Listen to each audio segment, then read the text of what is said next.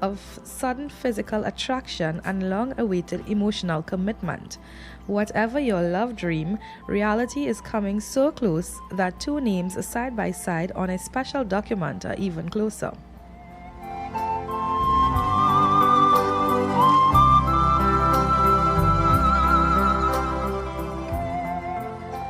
Leo, your chart of social connections is strong and reaching out in any way is a positive move. Even just one word, symbol, or picture can make a massive difference.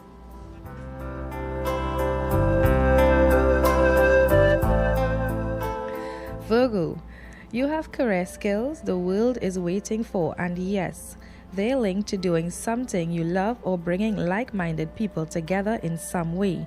The road to success is your own path, not someone else's, so stick to your ideas.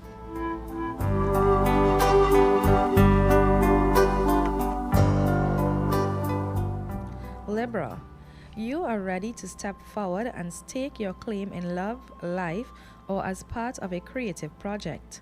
This time, promises you make to yourself can be kept to schedule those big, bold life dates. Scorpio, a story or show about a family or close group can reshape your future, either as something you create yourself or learn from. So make a start and get your ideas moving.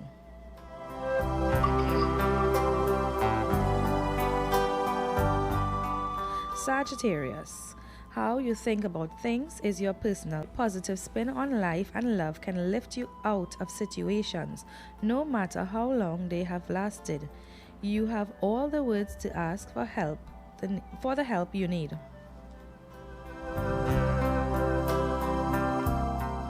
Capricorn, when a face from the past reappears looking so different. If you are in a bond, beware temptation and reinvest strong feelings in the passion you have.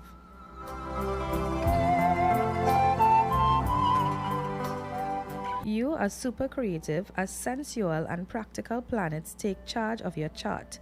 This is a great dressing and decorating. A wonderful scent that reaches you in the street is a clue to passion approaching.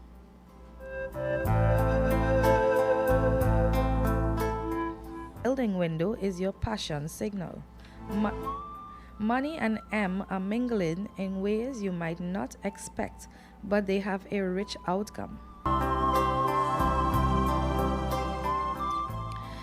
Your daily horoscope on U97.5 Hot Like Pepper Multicultural Radio has been brought to you by Joe in Chase Village.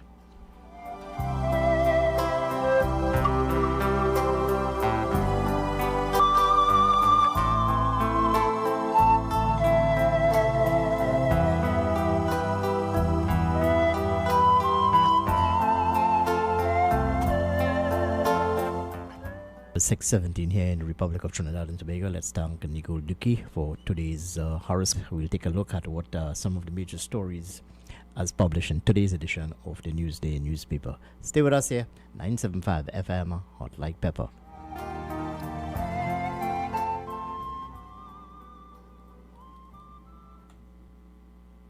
Jyoti's Puja Store is Your free 24-page Newsday puzzle book is now available twice a week, only in your Trinidad and Tobago Newsday. Now you really can look forward to staying home. It is back. Talk Your Talk is back. This is Mukesh Baburam inviting you to join me right here on U975 FM for the return of Talk Your Talk from 6 to 9 p.m. Enjoy your favorite segments and feel free to make your comments as we journey together. So join me.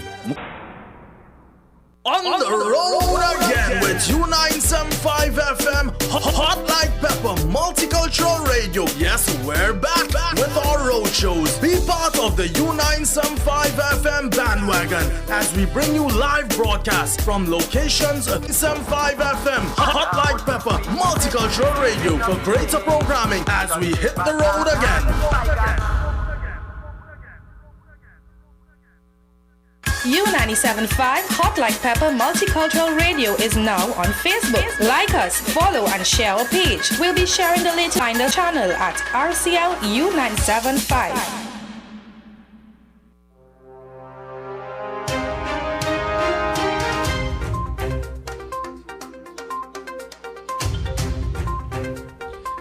And a very good morning, Trinidad and Tobago, and thank you very much for choosing 975 FM Hot Like Pepper as your medium of choice.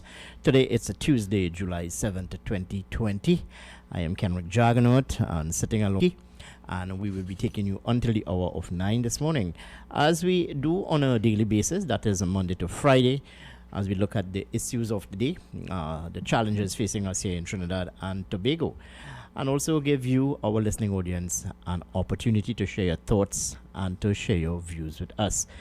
Note that to get into our program, you need to call us at 636-7547 and 2275. Again, those numbers 7-227-5739. Well, it's a very, very, very wet Tuesday morning here, especially coming from San Fernando, Princestown to be exact, into our studio here in Couva.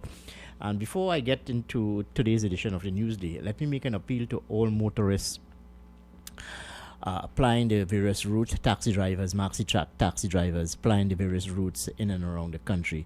The road is very wet, people. Observe all of the guidelines, that is to say, ease your foot off the accelerator. It is pretty wet, and this morning coming from Princestown on the Solomon Huchoy Highway in the vicinity of Gas. For some reason or the other, I just cannot understand why people continue to drive at breakneck, reckless speed. Look, we do not want the road carnage to continue in this country, people.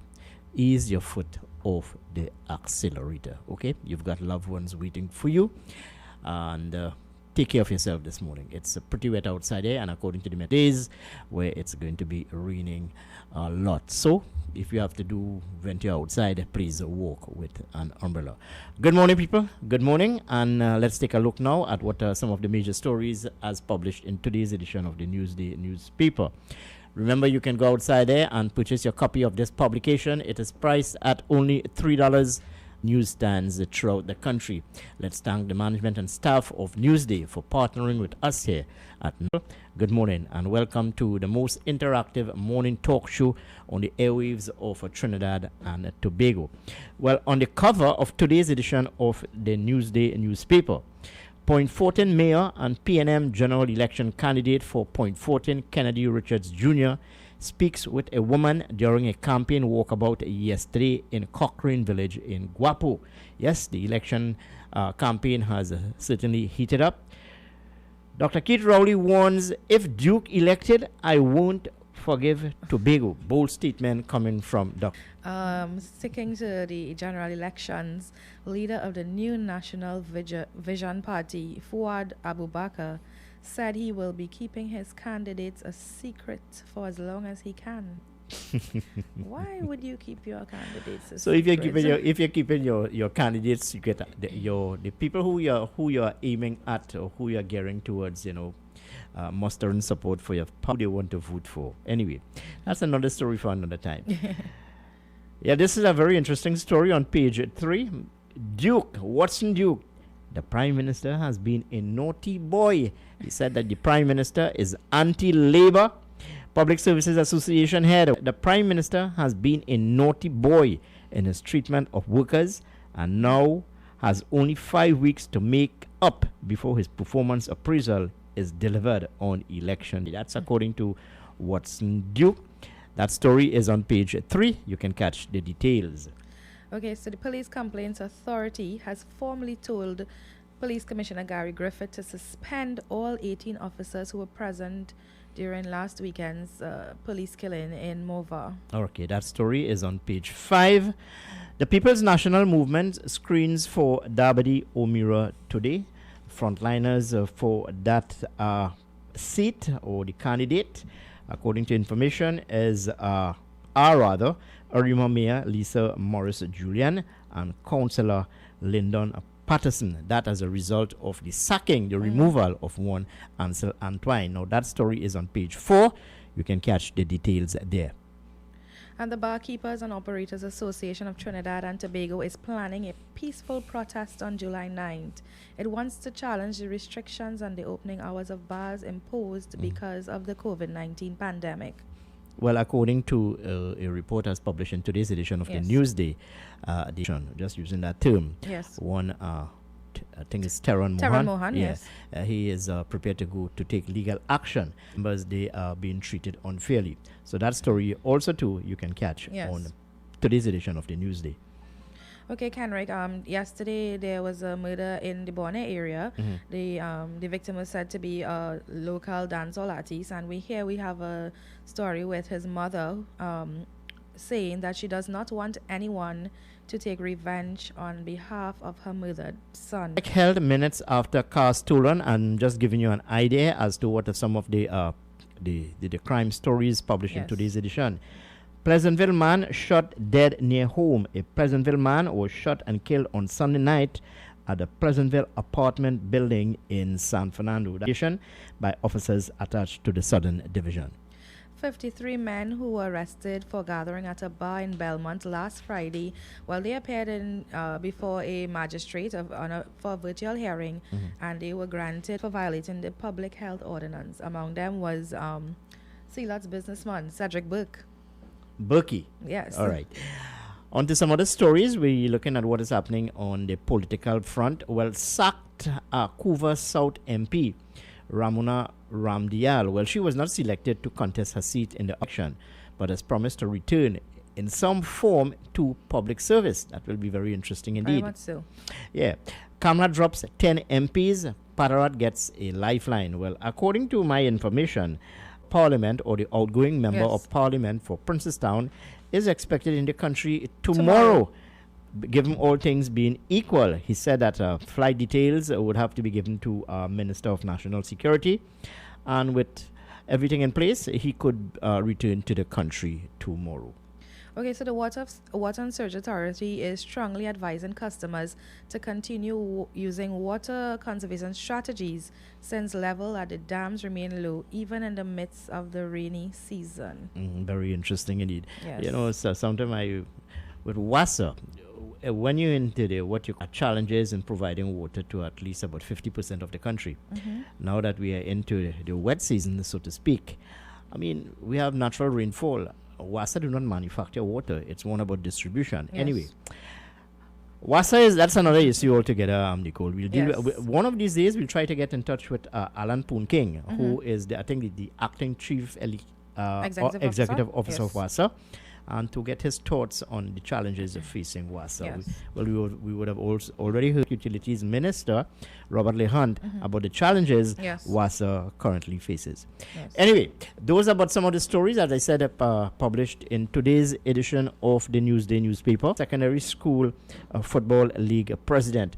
Note too that William Wallace has found himself in some hot waters with FIFA and the Trinidad and Tobago football and with sports. Well, cricketing fans, the cricketing fraternity, especially us here in Trinidad, well, some decision will be made today as to the hosting of the Caribbean Premier League. My understanding is Prime Minister Dr. Keith Rowley would have given his blessing. The logistics now must be worked out. We'll see how that factors in the next couple of days or so. PL will be held in this country, Trinidad and and at two venues, more so the Queen's Park Oval and down at the Brian Lara Cricket Academy in the world of sports, especially in our domain. So stay with us here. When we come back, we will take your calls at 636-7547 and 227-5739. The time in the Republic of Trinidad and Tobago, well, just about 29 minutes have passed the hour of 6 o'clock. And let me remind you that time check came to you through the kind courtesy of Mr. Rajendra Rampasad, the Couva South Member of Parliament for the People's National Movement. Stay with us. We'll be right back to engage you in discussion this morning on the airwaves of Trinidad and Tobago with yours truly, Kenrick Jaggernaut, and of course, Nicole Dookie. Stay with us here, 975 FM, Hot Like Pepper.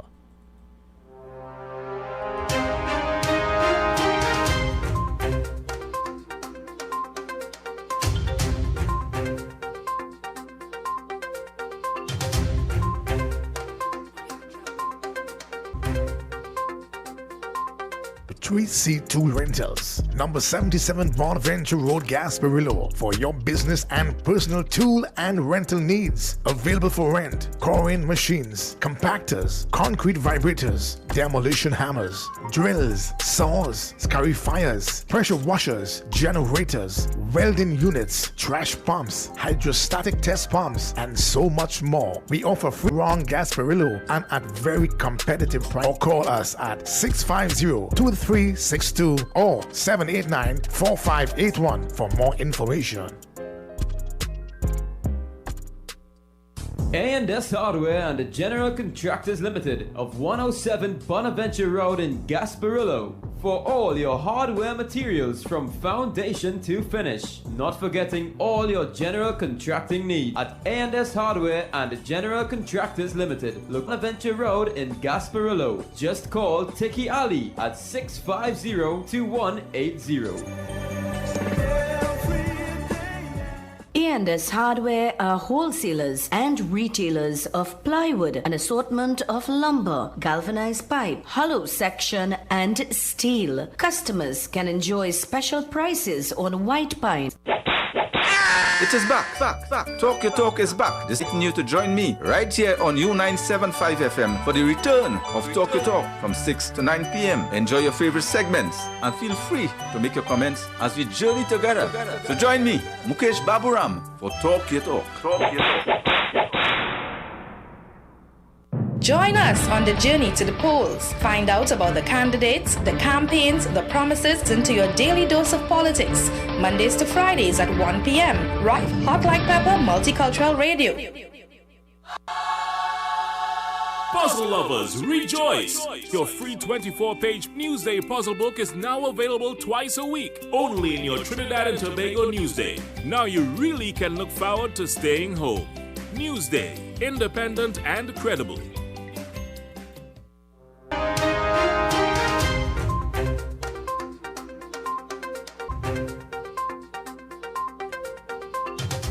Yes, indeed, and thanks for staying with us here at 97.5 FM Hot Like Pepper. You're with the morning program.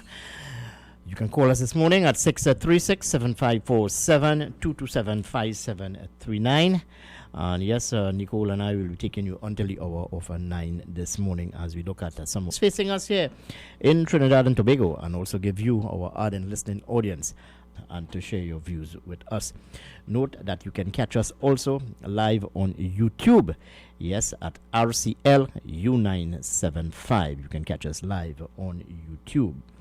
Good morning, people. Good morning and welcome. Today it's a Tuesday, July 7, 2020. But I can tell you, as I look out of our studio here in Cook Exchange Lots to be exact, it's a bit dark and gloomy on the outside. So we're going to expect one of those days, people. Yeah, rain.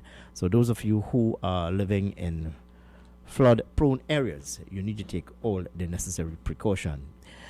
You hear that, my friend Larry? Today we're going to be a very rainy day. So I know that where you live, it is prone to flooding. So be careful, my friend. Be careful. All right. The Police Complaints Authority Director, David West, he is calling on Commissioner of Police Gary Griffith to suspend those officers who would have been involved in that killing some 2 weeks ago. And in response, Gary Griffith is taking issue with the fact that this matter is being played out. That is to say, he is questioning how come this report, or rather the recommendations coming from the PCA, would have hit the media before reaching his office. Well, that's another issue altogether. So he is calling for, that is, the PCA director, he is calling for these officers to be suspended. Prime Minister Dr. Keith Rowley is saying that he will not forgive the people of Tobago this if they vote for Watson Duke. And Hammer Duke, sometime I think was yesterday or Sunday, would have said that he is prepared to join forces with anyone so long as that particular party, policies as outlined by his party. So we'll continue to look at that story too. And to me, I think, Nicole, that some of those people who would have been rejected by the opposition, Kamla Prasad Bisesa, they are showing a level of maturity. Yes. Because usually when someone leaves the United National Congress or is kicked out of the UNC, I've maintained they always have a party, Right. throw their weight behind Yes. another political party. Yes. But in this respect, those MPs who will not be facing the polls, they have signaled that they are prepared to work with the UNC to remove the People's National Movement. It shows their loyalty to the party, doesn't Yes, it? yes. Probably it's a new culture, a new thinking coming Yes. from these particular individuals. Well, I have a list in front of me of those candidates from both the People's National Movement and also the United National Congress, because a number of people have been asking who are the candidates for the particular constituencies. Yes. But I will give you that update in just Okay. So I understand that they're going to be screening for the Davide O'Mara constituency. W. And I think, as I said this morning, there are two front runners, The- and Lisa Morris, the Yes. mayor. Averima. Yeah, and then some. Brandon Patterson. Yes, yeah, the name escaped. You can call us this morning, as I said, folks, 636-7547 and 227-5739. Today, of course, we'll try to get in touch with David West, who is the Police Complaints Authority, the chairman of the PCA, to get his thoughts on that matter, which we would have raised with you this morning, the suspension of the police officers involved in that particular shooting. Nicole, I don't know if you had much time to look at the media that press briefing conference yesterday, the media briefing hosted by the Ministry Vaguely. of Health. Yeah. Yeah. Well, Minister Young, and some reason I cannot understand why journalists continue to ask Dictor, what about our nationals who are living abroad and who wants to come home and whatever. And I've been following most of the press conference as hosted by the Ministry of Health. And whenever Minister Young appears, that is the Minister of National Security, appears on the quarantine. And talking about quarantine, Barry Padarat is expected to return on Wednesday. Yes. On Wednesday, Nicole. He said that the Election and Boundaries Commission, the officials, that the election rules allow an agent to act on his behalf to submit nomination documents and conduct business on his behalf. Remember, he too will be quarantined. So there's an expectation that Barry country on Wednesday.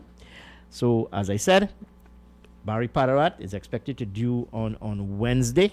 There are some dissent being shown, Nicole, by constituents in the Manzalina area, Kumuto Manzalina. They are taking issue with Dr. Rai Rakbir. They are saying that Dr. Rai Rakbir is not from the area, and as such, they are taking serious issue with Kamla Prasad Bisesa. Prasad Bisesa for quote-unquote dumping Dr. Rai Rakbir on them. They would have been very satisfied, according to the reports, with the representation of Christine Nuwalo Hussein. So we'll continue to monitor that. Tomorrow, we'll try to get in touch with Christine Nuwalo Hussein to get her thoughts on not being the candidate for the United National Congress. And as the day progresses, or rather as the week progresses, we'll try to get more and more of some of these candidates, those who would have been rejected, to get their thoughts from all political parties. Yesterday, we would have spoken to the Movement for Social Justice political leader, and he said that he's prepared to contest not 4 seats, but even more. 5. Yeah, 5 seats, Yes. even more. But we'll see how that pans out in a couple Yes. of weeks. Hello, good morning. Welcome to 97.5. Good morning. A constituency in Trinidad who religiously listen and follows what is happening with these daily horoscope. You know that, Bawani? Yeah. Such, Anyway, so The only thing I miss mine. well, Nicole is Which? Serious. Oh, it's the very first one. Yeah, that is So- the problem. so Nicole is our psychic on mornings now. Okay. So yeah, it's a regular feature on the morning program. Just But I after- could look yeah. forward to it. Yeah, just after the 6 o'clock newscast from our 10 past 6, you can listen to our daily horoscope right here on So 97.5. congratulations on that one. Yeah, beautiful. Go ahead. What's on your mind this morning? Well, way to start and way to finish, I don't know. But this Dr. Ragbir, or whoever he is, replacing Christine Nuwalo, I don't think in general elections, where you come from matter as much as in local government elections. Mm-hmm. And I think that is a problem that we see all the time. But one has to go back again to the Constitution, Bawani, Yeah. where the Constitution of, I think, was the two major parties in the main would. And that ought to should be operational, but sometimes it don't happen. And then one, remember, let throw your mind back again when I would have put forward the argument. So what's the use of this document, your Constitution, and what's the use of its... What are we gonna do? Change is good, but sometimes you have to strike a balance. I don't know how much of a balance you could strike. But I mean, between me and you, I don't know Rishi. Well, my constituency representative will now be Rishi Sisharan, as we discussed yesterday. Yes. I would have shuffled the pack and put both, because Botiwari is a very good economist, and he has a lot of experience. Now, I don't know what his personal relationship with Kamala is at this time. But when you present candidates to the electorate with the hope of winning government, my understanding, following the politics from the 70s coming up, you will have what you call shadow ministers. Right? So who is the UNC shadow minister of national culture, energy, and so on and so on? I thought Kevin Ramnarine would have been an ideal candidate for Kumuto Manzolino. Well, I don't have energy. Yes. He's very good with energy. So too is Botiwari. If you remember, in the days of the NAR, Botiwari represented Caroni East. You remember that? Yeah, I'm here with you, yeah. Right. So that I thought she should have kept Botiwari to Caroni East if you didn't want him in Caroni Central. You understand? I was surprised with Fazal Karim too, because on tertiary education, he really transformed that sector of education as it relates to adult and YTEP and all of these things. You know? So you're throwing people out with you're bringing in some new blood, yes. I would have brought in these new blood under, give them senatorial appointments if you win the government. You understand? And groom them. Not just throw them in as you have done. You understand? All right, Bawani, let's leave it there for a while. You can check us back again just after the 7 o'clock hour, and we'll continue with our discussion. Thank you very much. Yes, sir. All right, but there's another issue brewing here, Nicole, which I want to touch. And there's merit in the argument coming from Teron Mohan. But let's take this call on the line. Hello, good morning, and welcome to 97.5. Good morning. Good morning, sir. And good morning to you, Mike. Well, the rain is washing me out. All right, I just want to talk about David West. And he's supposed to be investigating them three officers. Does he have any kind of power to recommend to the police commissioner to suspend them? Well, I think you have... Yes. But one must take into consideration, too, here that the Police Complaints Authority do not have what you call the manpower, the resources to investigate. They still have to go back to the Trinidad and Tobago Police Service to investigate these matters. Go ahead. Okay, so they have to go back to the police service to do that. But yet, he opened him out to say that, suspend the officers to say this. Gary Griffith has a game plan. Not that mean that a game like it playing cat and mouse. He has a game plan for them criminals. And I will back Gary Griffith 149% for what he's doing. You cannot have the tail wagging the dog. And like I say, before they start to do anything again in these hot spots, clean up the criminals they have there, because the criminals are mixing up with the people there. Now, I'm not saying that these hot spots are everybody is bad. But then Gary Griffin needs to remove those elements. Because remember what happened down in Orange Valley? Where they came from. And so it would go on and on and on. So I say, the police know who they are. Eliminate them first. And then keep your foot on the back of these people so they cannot flare up again. All right. Gary Griffith is doing an excellent job. Yeah, but I'm not going to Yes. support that. I'm not going to support that. I'm not going to give that oxygen where you're going to areas that are perceived to be hotspot and eliminate people. No, No. you cannot do that. I will not support that. Why? People, there's something called justice in this country, eh? There's something called justice. And I agree. Justice, yes. Revenge, no. Revenge, no. So I won't support your call that the commissioner of police go into these hotspot areas and eliminate people by them and what have you. No. I don't think that's the right direction in which one should proceed. And going back to these officers again and the call, or rather the recommendation coming from the Police Complaints Authority. Look, you cannot profile. There's a process to follow. There's an investigation. When the investigation is completed, well, then you can make the necessary recommendation to discipline these police officers. But you cannot suspend them arbitrarily. There's a process to follow with me this morning, but that's okay. You can challenge me, but there is a process to follow. Whether the PCA has what you call the necessary resources to investigate, that's another matter altogether. But I remember from at least about 3 or 4 years ago, or rather, Gillian Lucky was head of the PCA at one time. Right. She too would have called in for greater resources Yes. for the PCA. Yes. Give them what you call more power to investigate. Because as it is, their hands are tied. You still have to go to the Trinidad and Tobago Police Service Yes. to ensure that the investigations are completed. Well, the police commissioner is expected to give a statement at 9 o'clock this morning. He's going to make an announcement as to what decision he's going to take. Going to the DPP for recommendations All right. in this matter. Well, we have some callers here on the line. Hello, good morning, and welcome to 97.5. Good morning to you. Good morning. What Dookie is it, ma'am? Say that? Good morning. Good morning. What Dookie is it? This is Nicole Dookie. Nicole. Good morning, Nicole. Good Good morning.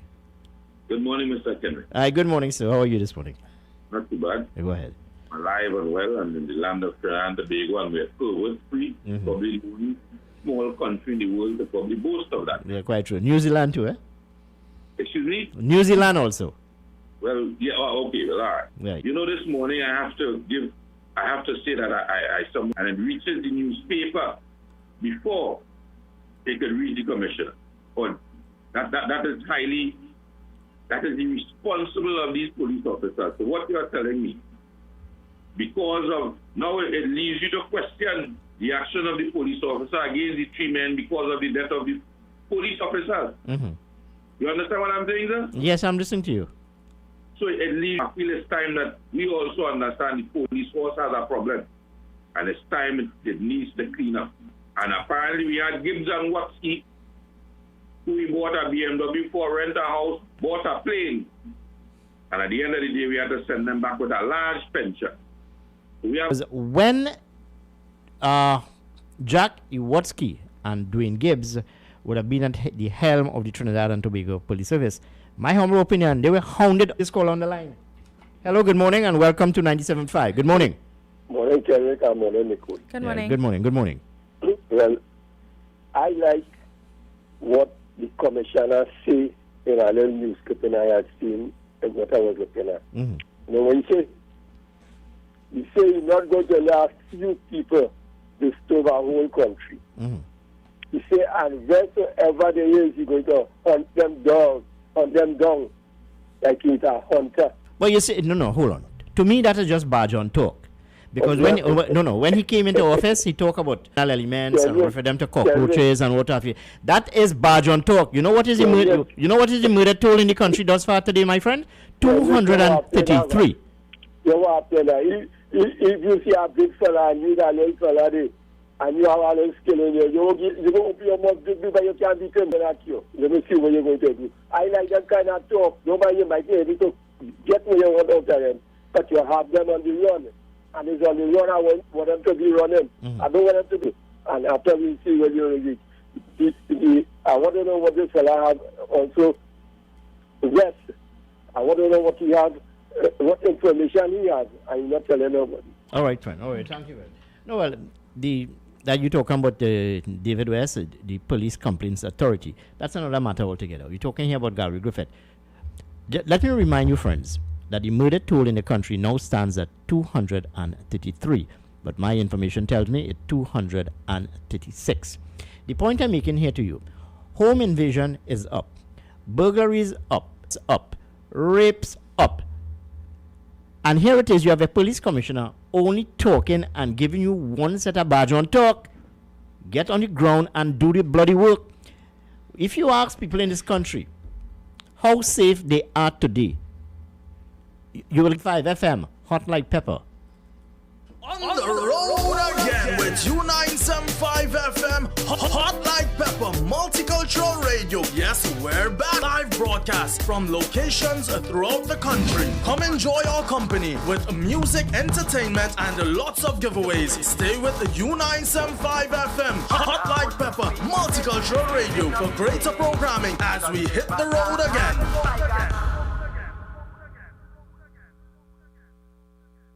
A&S Hardware and the General Contractors Limited of 107 Bonaventure Road in Gasparillo for all your hardware materials from foundation to finish. Not forgetting all your general contracting needs. We have it all at A&S Hardware and the General Contractors Limited, located at 107 Bonaventure Road in Gasparillo. Kiali at 650-2180.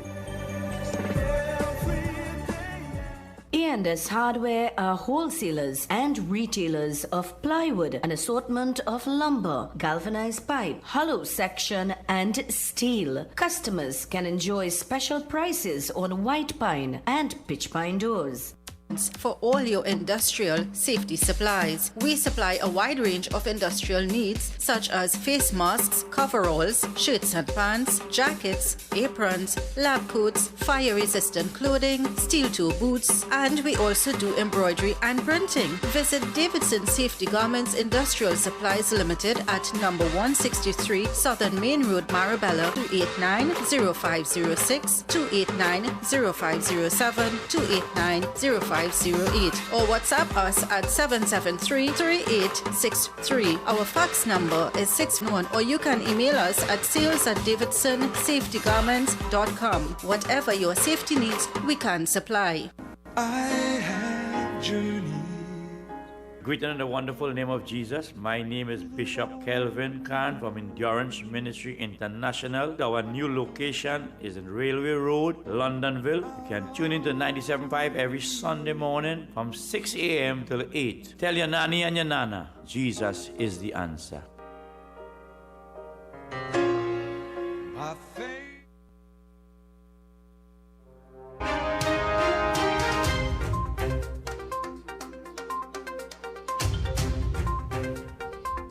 Yes, indeed, and welcome back to 975 FM Hot Like Pepper. Remember, you can call us here this morning at 636-7547 and 227-5739 as we continue to look at the issue of the day. And no doubt, Nicole, election is in the air.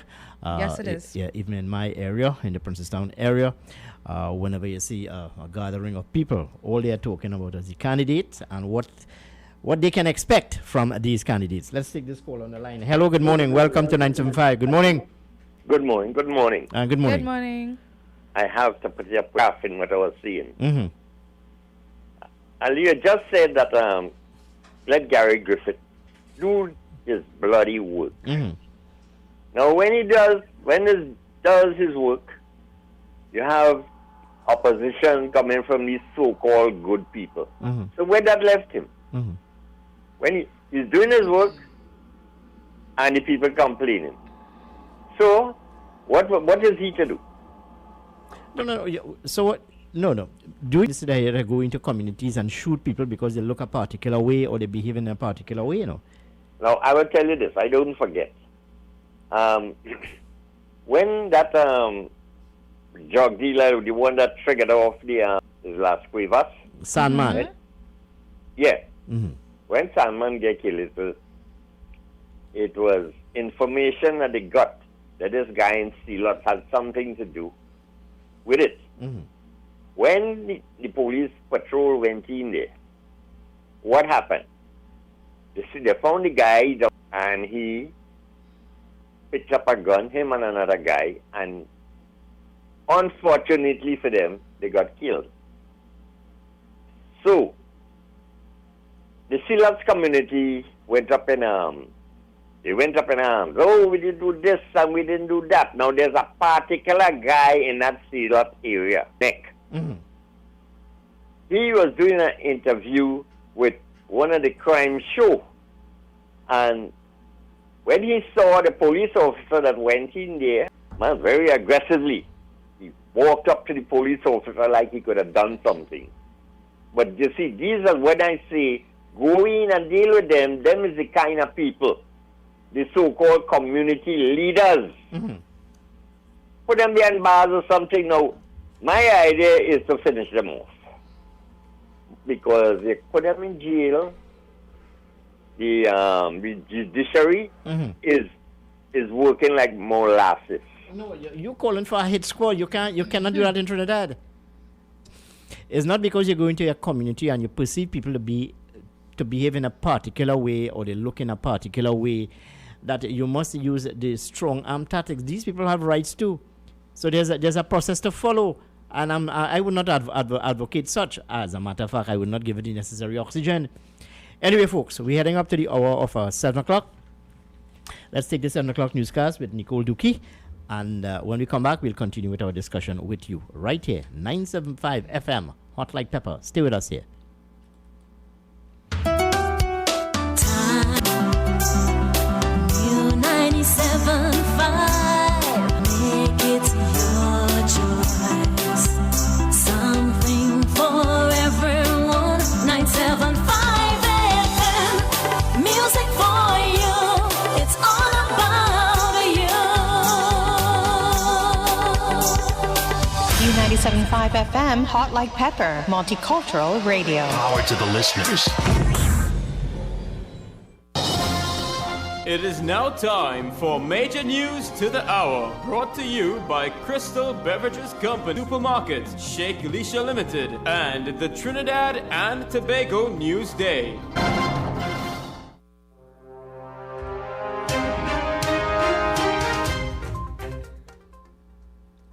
This is the 7 a.m. news on U97.5 Hot Like Pepper Multicultural Radio. I am Nicole Dukey. Good morning. There are reports of flooding in Debe along the SS Erin Road due to the inclement weather. U97.5 understands that motorists are already seeking alternative routes. This morning's inclement weather is due to the passage of Tropical Wave 21. Early morning showers have in Tobago. Street and flash flooding has already been reported in central, eastern Tobago and other parts of South Trinidad. Police Commissioner Gary Griffith is on his decision over the police killings in Mova last weekend. He made the statement in a media release issued last evening. Griffith said this information would be revealed by 9 o'clock this morning. He said he has acknowledged a report from the Police Complaints Authority on the matter.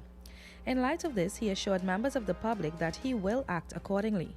Commissioner Griffith reiterated that he was awaiting the preliminary report before taking. Griffith said it was unfortunate that the PCA issued a media release before the information reached the desk of the Commissioner of Police. In its release, the PCA instructed that the Police Commissioner suspends the 18 officers who were involved in the incident. In some other news, citizens wanting to return to this country were told that they should be aware of fake exemptions. This warning came from National Security Minister Stuart Young. He was speaking at yesterday's media briefing when he made the statements. Minister Young said there were no approvals for chartered flights to bring nationals home. Especially those persons outside of Trinidad and Tobago, by charter companies or persons holding themselves out as having a charter flight, that there's been a blanket approval granted for a charter flight for persons that come in Trinidad and Tobago. That is not how the exemption system is working. Individuals are granted exemptions and then they... Minister Young said government continues to properly manage the returns of our nationals to this country. Persons who are returning with our state quarantine facilities, we are looking, I'm in the middle of discussions with the Ministry of Health, at adding an additional advised quarantine at a hotel. Minister said there are thousands of requests for exemptions at this time. We have 924 applications for persons that come in from the United States. Multiply that exponentially. We have 175 from Canada, 146 from the United Kingdom, 55 from other areas in Europe, 50 from Middle Eastern countries and 68 from Far East countries. This country's borders will not be opened for the sake of, according to National Security Minister Stuart Young. He said the borders will remain shut until it becomes safer.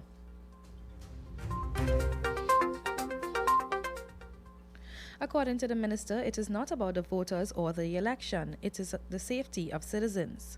Young says it is imperative that health measures are observed above all else.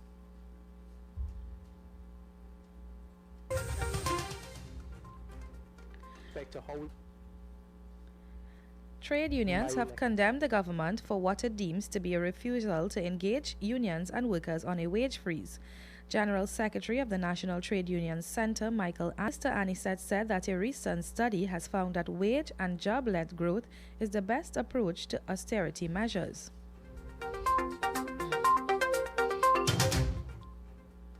You are listening to the 7 a.m. news on U97.5 Hot Like Pepper Multicultural Radio. It's international developments. We start with news in the region.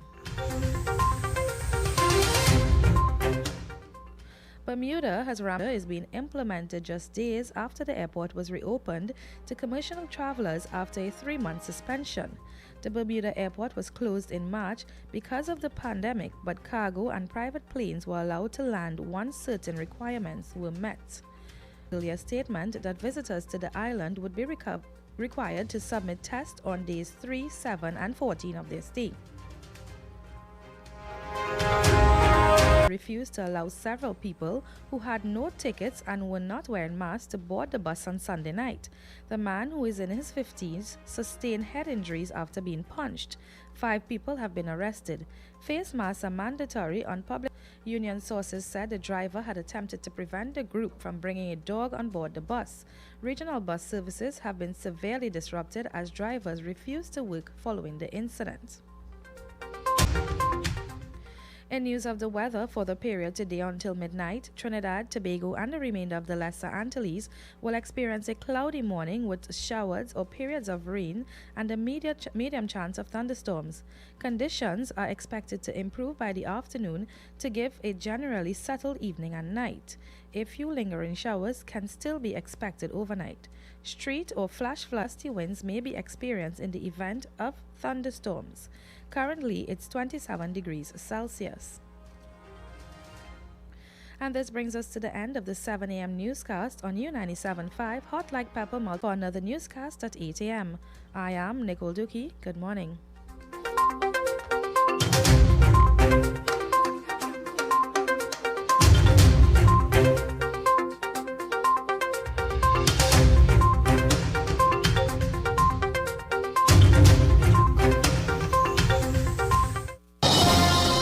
That was brought to you by Crystal Beverages Company, Super Quality Supermarket, Sheikh Leisha Limited, and the Trinidad and Tobago Newsday. A&S Hardware and the General have it all at A&S Hardware and the General Contractors Limited, located at 107 Bonaventure Road in Gasparillo. Just call Tiki Ali at 65021. A&S Hardware are wholesalers and retailers of plywood, an assortment of lumber, galvanized pipe, hollow section, and steel. Customers can enjoy special prices on white pine. Contact Shiklisha Limited, 665-3336, or visit us at Warrenville, Canupia. Shiklisha Limited, quality you can trust. For quality items, visit Super Quality Supermarket of Endeavour Road, Chaguanas, and Trin City Industrial Estate in Trin City, as well as Quality Cash and Carry Supermarket, Cuba Car Park, for all your grocery items, liquor, fresh fruits, and vegetables, not forgetting their bed and bath section and kitchen appliances for your home. With so many items to choose from, take advantage of prices and discounts at any of our 3 locations: Trin City Industrial Estate in Trin City, Endeavour Road, Chaguanas, and Cuba. For quality items, Super Quality Supermarket and Quality Cash and Carry Supermarket.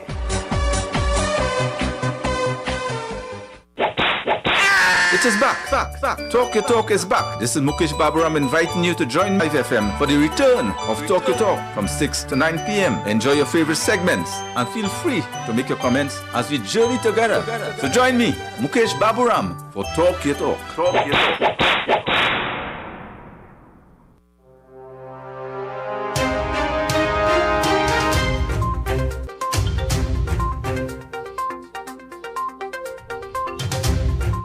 Well, indeed, and a very good morning. And thank you very much for staying with us here at 975. Well, with us on the line now is Mr. Brennan Patterson. He is the councillor at outgoing councillor for the Tumpuna area and the public relations officer of the Davide O'Meara constituency. According to all reports, he is one of the front runners to contest that seat for the People's National Movement. This screening continues today. So let's take him live on air. Good morning, Mr. Patterson, and thanks for taking our call this morning. Thanks very much, Mr. John. It's a pleasure. All right. Well, you are the public relations officer for the Davide O'Meara constituency. And yes, no doubt with Ansel Antoine not being offered the constituency again, you are one of the front runners. And today, of course, is screening. You anticipate? There are no expectations. The PNM is a very disciplined party with a lot of structure. So they have reopened the screening process and names have been put forward, and those persons who think, like myself and others, who think that they have what is needed to offer, done so. And we will see this evening the democratic process who will prevail after the democratic process. All right. Should you be selected as a candidate for the constituency, what are some of your long-term goals and short-term goals for the constituency? Because, of course, there must be challenges. What are some of the challenges that you see facing the constituency or the constituents of Davide O'Meara? Well, I think definitely what the short-term goal is to basically assist persons who have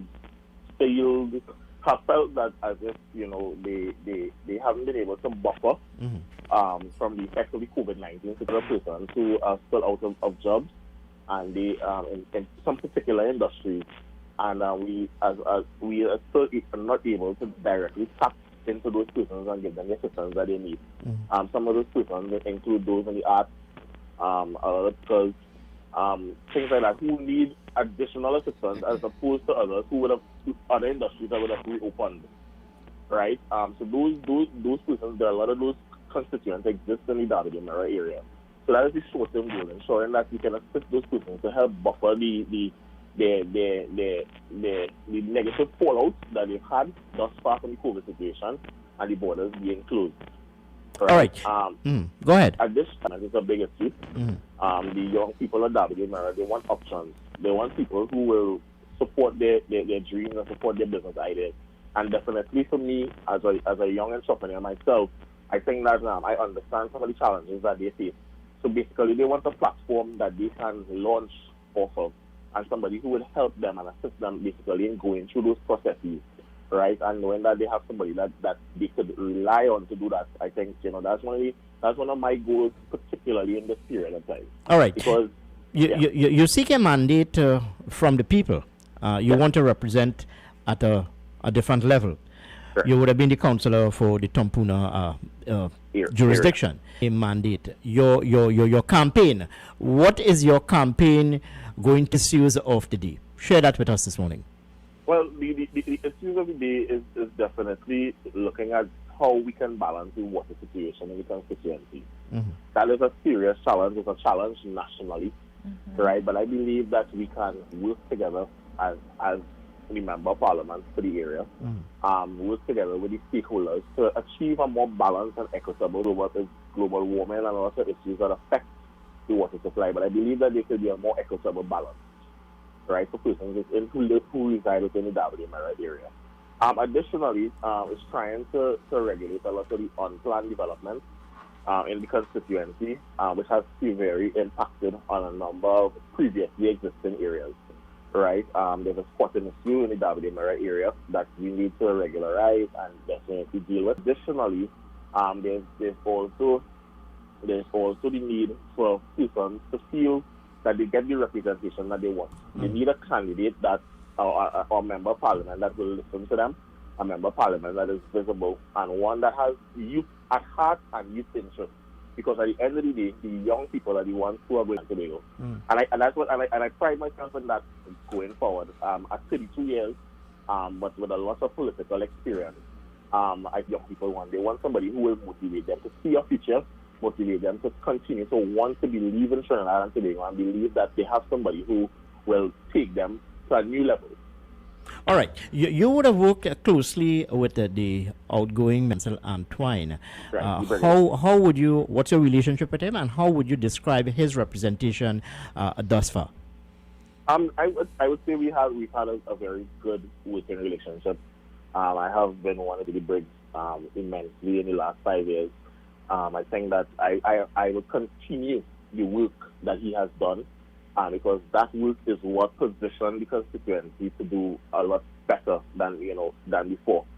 He's done a lot of work in creating a lot of good relationships. I could attest to the fact that during the Greenville flooding, there's an area in Carapo called Ascot Gardens that was almost devastated. That work there in the Ascot Gardens community, I want to build that is being done to alleviate that flooding issue. So we've had a very good working relationship, and I know what some of the plans are. I've worked on it with him. I've positioned it in such a way a lot of the successes right within the constituency by packaging it and showing the persons. So I know the work that has been done before, and I will continue that work of the PNM in the Davide area. Continuing the work of the PNM in the Davide constituency itself. Mr. Ansel Antoine, have he endorsed your candidacy? Have you met with him to seek his support and so on? What sort of response have you gotten from him thus far? Just in case you would have had a meeting with him. I haven't had a chance to have a conversation with him. However, I have seen he has indicated his willingness to work with whoever is chosen. There's a lot of there's some good options in the race. I believe can provide the level of representation that the constituency has wants, and he's willing to work with whoever is chosen. And I think that is a very respectable stance, and one that is good for the new politics. All right. One of the front runners for the constituency, of course, she too will be screened today, is the mayor of Arima, Lisa Morris Julian. What's your working relationship with her? And Mr. Patterson, if you are not selected, are you prepared to work with anyone to improve the constituency? Of course, the mayor and I have an excellent working relationship from my political mentors, and we had a discussion prior to offering myself. We had a discussion, and we have agreed to work with each other no matter what the outcome is. Today, we are one team, and we are willing to just put the constituents of Davide Mirror first. All right, putting the people first. Davide constituency, it's being viewed constituencies which the People's National Movement want to win if they are prepared. The thing is that the PNM, there's no doubt that the PNM will win Davide Mirror.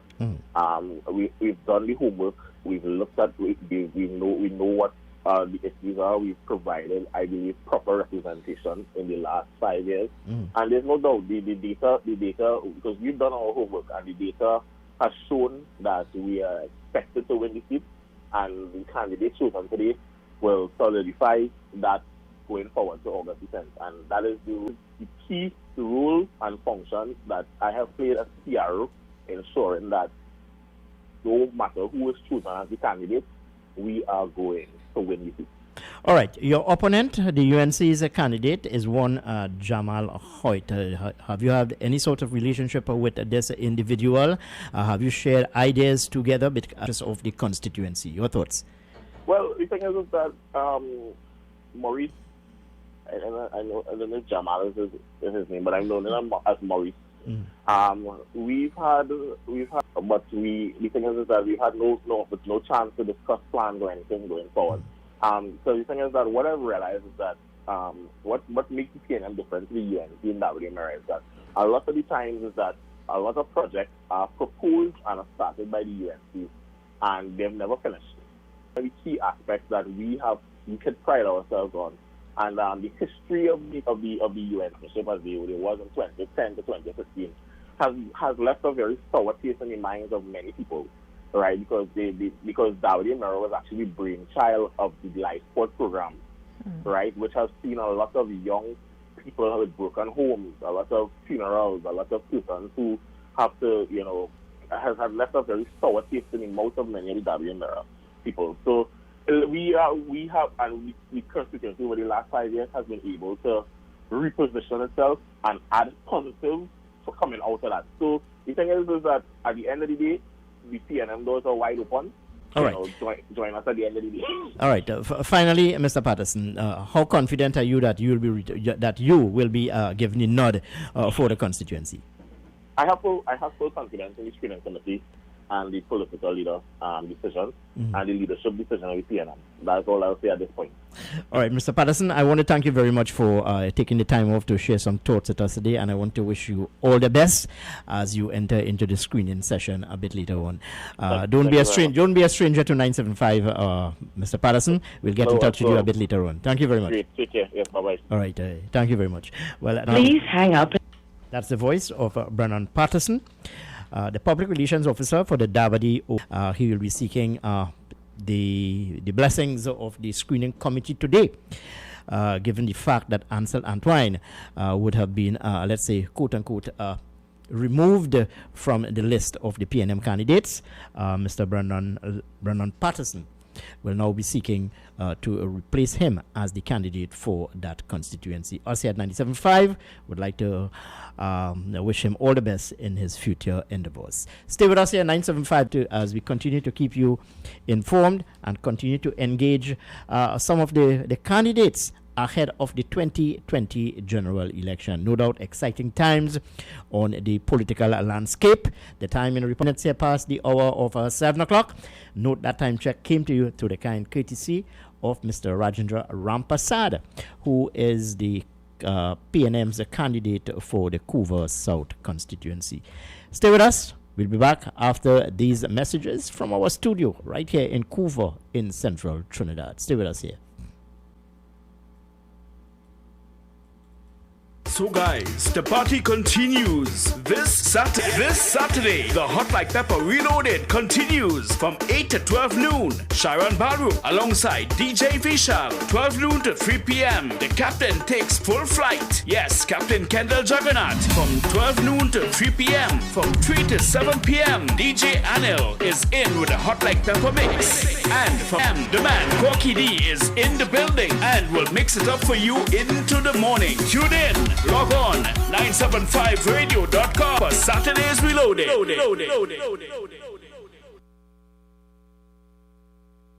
U97.5 Hot Like Pepper Multicultural Radio is now on Facebook. Like us, follow and share our page. We'll be sharing the latest news, tips and much more. You can also view what's happening in our studio. Find us on YouTube and subscribe to our channel at RCL U975. The Issues Makers, the best analysis, your views. Join U975 Multicultural Radio from Monday to Thursdays for the best discussions on the issues that matter to you. Journalists Ken Ali and Ann Dukey talk to top personalities, give you breaking news and provide quality commentary. Be in the audience from 3 p.m. Visit Eddie's Pharmacies Limited newest location inside JTA Supermarket, C3 Center, Current Village, San Fernando. They offer blood pressure, blood sugar, cholesterol and pregnancy testing, as well as all pharmaceutical products and over Barrackpore, GN Building in Pinal and C3 Center, Current Village, San Fernando.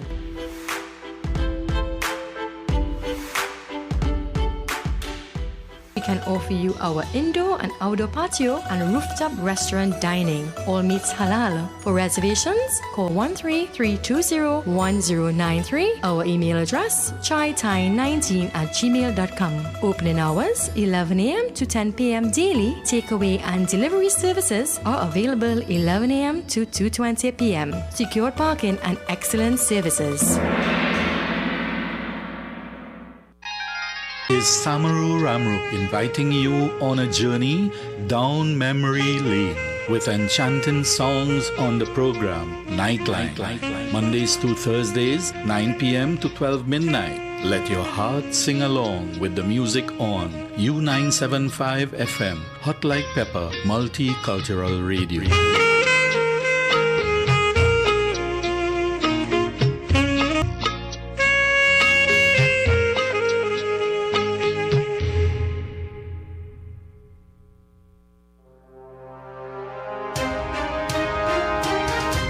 Yes, a note that you can join Mrs. Samaru a bit later on tonight, this evening, from just around 9 to 12 for great programming indeed. Let's take a caller on the line. Hello, good morning, and welcome to 97.5. Good morning to you. Good morning, Kenrick. Good morning, Nicole. Good morning, Trinidad and Tobago. Well, I told you. Well, if the UNC had a campaign and canvas for election, they better start working with the canoes. Because when I was trying to leave home this morning at 4:30, Kenrick, some parts of the main road in David were really what they call flash flooding. Well, share with us, Larry, what actually transpired this morning, because even in my area there was a heavy downpour area, an area that is prone to flooding. You would have had some challenges this morning. Yeah, well, even coming up to the area of Big Apple, coming around to the David Police Post. These are low areas in the road, and these areas were covered with water. I mean, you had to take your time and drive, and then some drivers didn't even realize that, and they were just splashing through. And then when you come down to shop, people have to turn around and go through Kuchawan Trace, or even turn back and go through David Trace, because these, for the longest while, these are the areas we have been complaining to the MP, to the corporation. But Karen, I did spoke to Mr. Jai from the ODP, and I was supposed to meet with him today in a meeting. However, he have a meeting in Port of Spain. He have cancelled for our meeting for Ramai Trace. 2 tunnels underneath there has collapsed that causes these areas to start to flood fast. So the ministry will cut out in fixing that. Then they're going to deal with the Big Apple River area there where filling took place. So I am in consultation meetings with Mr. Jai from the ODPM, because we want to eradicate some of the major floodings in our community. And this is the job last week that the Social Welfare Division was giving out a grant pertaining to the inclement weather we had last week when the people lose their roofs. Yes. Okay, so then let me ask this question. 2019, where are the pittance, where are the compensation for these people, including myself, who lost again in that flood? So you see, highlight of elections in the year, and everybody forget that they get flooded in 2019. But this morning was a wake-up call for people to see that rains are here, and we could face the same disasters we faced in 2018 and 2019. We can face it once again this year. But I mean, nice rain is falling. But if I see flood getting, I packing up and going back home. All right, good morning. We hear you. Well, no doubt, as we reported this morning, flooding in parts of Debe and Pinal because of a downpour this morning. Note, folks, that the Trinidad and Tobago Met Service would have said that we will be in for a very, given the fact that we riverine flooding and what have you. But as I said to you and the listening audience, Larry, where you live, it's a flood-prone area. Whatever representation is made, there are so many contributing factors. I have had to sit with males. Oh God, Yeah, I know. And so it's nice to be alongside a lovely young lady. And the incident involved murder. So normally with murder you might be incarcerated without bail. So I involved in an incident. If the police officer are shut down, let it shut down. But the rules of the engagement is that you're under investigation, you cannot go around the installations. But no, hold on. So what is your view on the Commissioner of Police taking issue with the fact that this matter would have been released to the media as a information concerning this matter on the media, that it may in some... Well, I will tell you up front. Personally, for them to elect that gentleman as the police commissioner, I'm not a supporter of him, because there's a fellow affiliate you're out of time, and I won't go into details about that. But the Law Association and the police commentary voice the opinion, and we have to take that what they're there for. They say something that don't mean they don't like you, but probably they try to tell you what you're writing. But that could be decided. But anyway, I see an election in here, vote for. But as encourage citizens, get out there and do a civic duty. Because election is, millions of people die for the right to go and cast a vote here. Millions of people were deprived the right to cast a ballot. So when you have the option to go and cast your ballot, it's something people work hard for. Well, yesterday NACTA would have published a report that is the North American pollster, and they were saying that they make or break, or rather win or lose the election based on candidates they select for the marginal constituencies. Your thoughts on that? Well, but some of the fellows who might think justice here. Because you had the Karani issue was hung around, but then we had the one Jai Govind Simangal, who assured that he had everything under control. And when the day comes, it flattered the receivers. So as I tell you, and me, I will always go for a younger person. And not wrong, because we can't sit down and say who we go put. We have to find somebody to put. But there are some dissenting voices in the Kumoto Manzalana area over the non-selection of Christine Nuala Hussein. Share your views with me. Well, I'll tell you, it's a civic process. If you don't like what happened, you could do your thing. But I'm going on highlighting media and making bacchanal. Whether I just write, you go and do it. But and I go concentrate on Islamabad area. Right? When the day comes, I appreciate your right to go and make a ballot. And I intend to use my now, the problem, election is for the people, by the people, or the people. How the traders living away coming up to vote? Because as a citizen, your right is... No, well, look, decision taken by the government on the day, and this is coming from Minister of National Security, decision taken by the government of the day in terms of returning nationals has nothing to do with the general election. No, they are being... To America. And he tell me the cost that he going back, it better he stay here. Because you know, just go and buy a ticket there. He had to buy a ticket on a charter plane which could cost him 10 times the amount. So the government had to be considerate about this thing. Mr. Young can't go about that.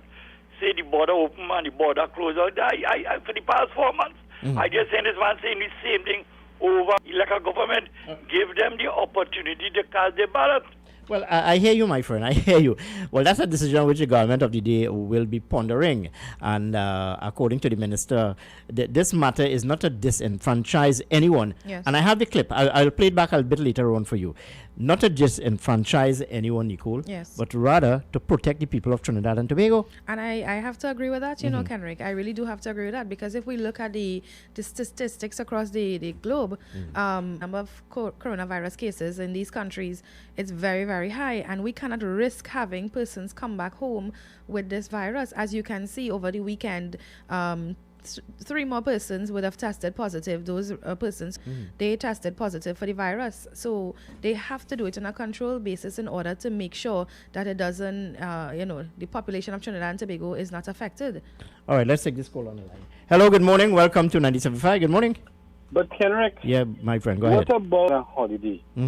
And they went with a certain amount of money in their pocket or their credit in a foreign land where they just went for a vacation. All right, I understand, and according to the minister, he empathized. Yes, he does. He sympathized. What would be your recommendation?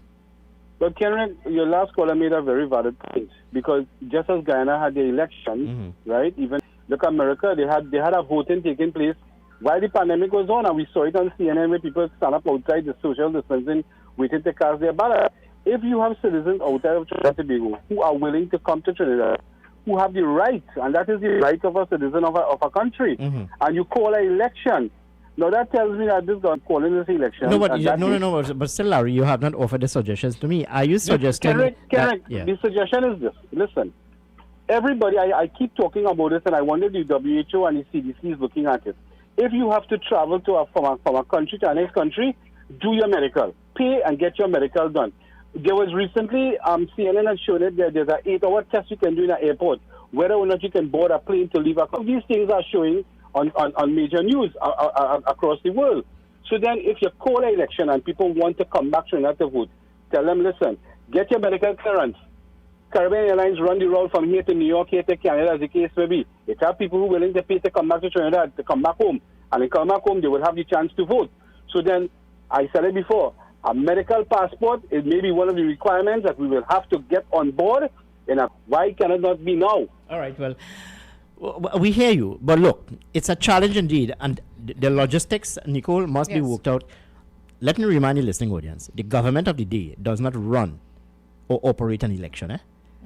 An election is run by the Election and Boundaries Commission. Right. So any who are nationals who are living abroad, you must have consultation with the Election and Boundaries Commission and the government of the day. If an exemption. Yes. If you get an exemption, you have to make your own way back home. When you make your own way back home, you will be quarantined.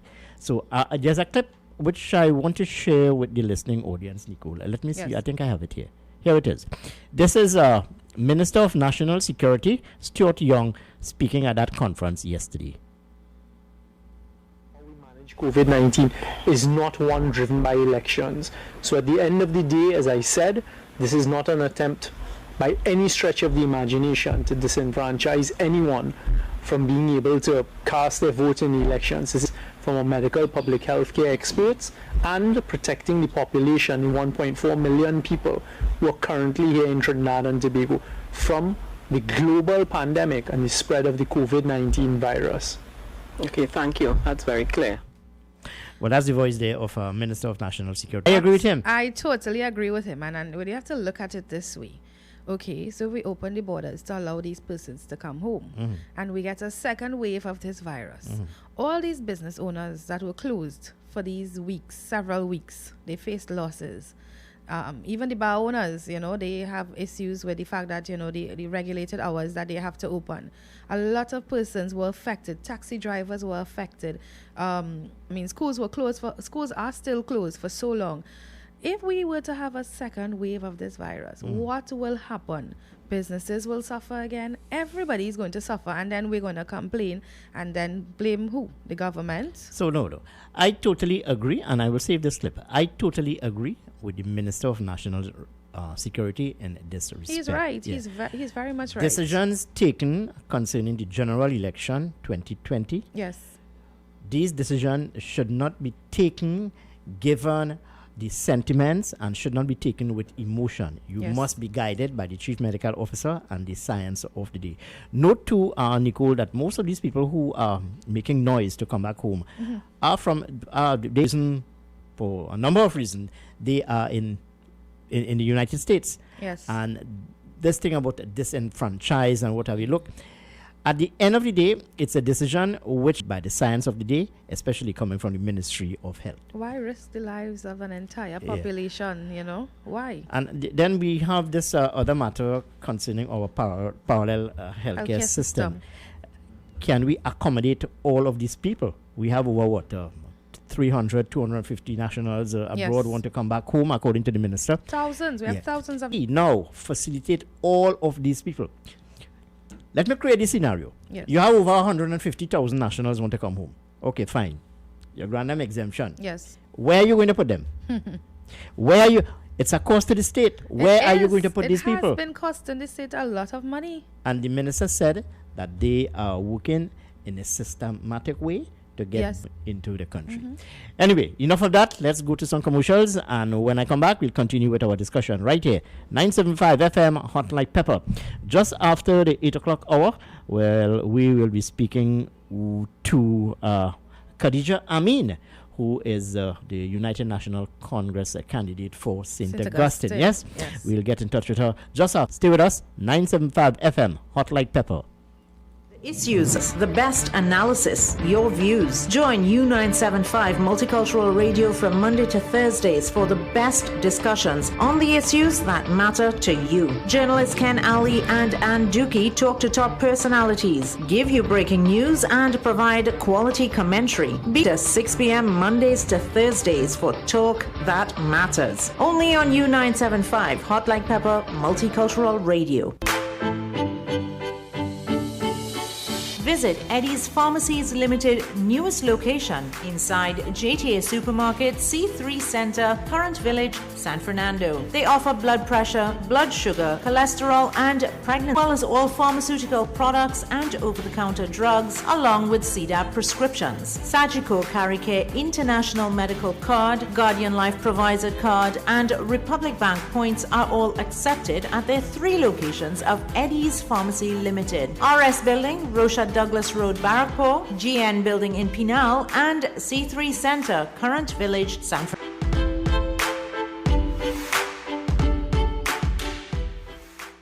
Jyoti's Puja Store is your one-stop puja store for all puja, wedding and cremation materials. Also available books, mithai and murtis made to order. Visit Jyoti's Puja Store today. Kindest and most courteous staff with and secured parking. Jyoti's Puja Store located at 542 Southern Main Road, Chase Village, Shigwanas. Contact 671-3849. So guys, the party continues this Saturday. Yes, this Saturday, the Hot Like Pepper Reloaded continues from 8 to 12 noon. Sharon Baru alongside DJ Vishal, 12 noon to 3 p.m. The captain takes full flight. Yes, Captain Kendall Juggernaut from 12 noon to 3 p.m. From 3 to 7 p.m. DJ Anil is in with a Hot Like Pepper mix. And from 7 to 1 a.m. KD is in the building and will mix it up for you into the morning. Tune in. Log on 975radio.com for loaded.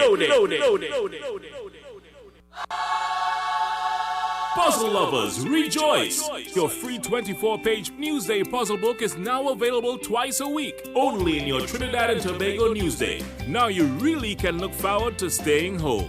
Newsday, independent and credible. You can now listen to business news Monday to Fridays at 5 p.m. Get updated on all the latest business developments. Tune in to U97.5 Hot Like Pepper Multicultural Radio, where we keep you informed.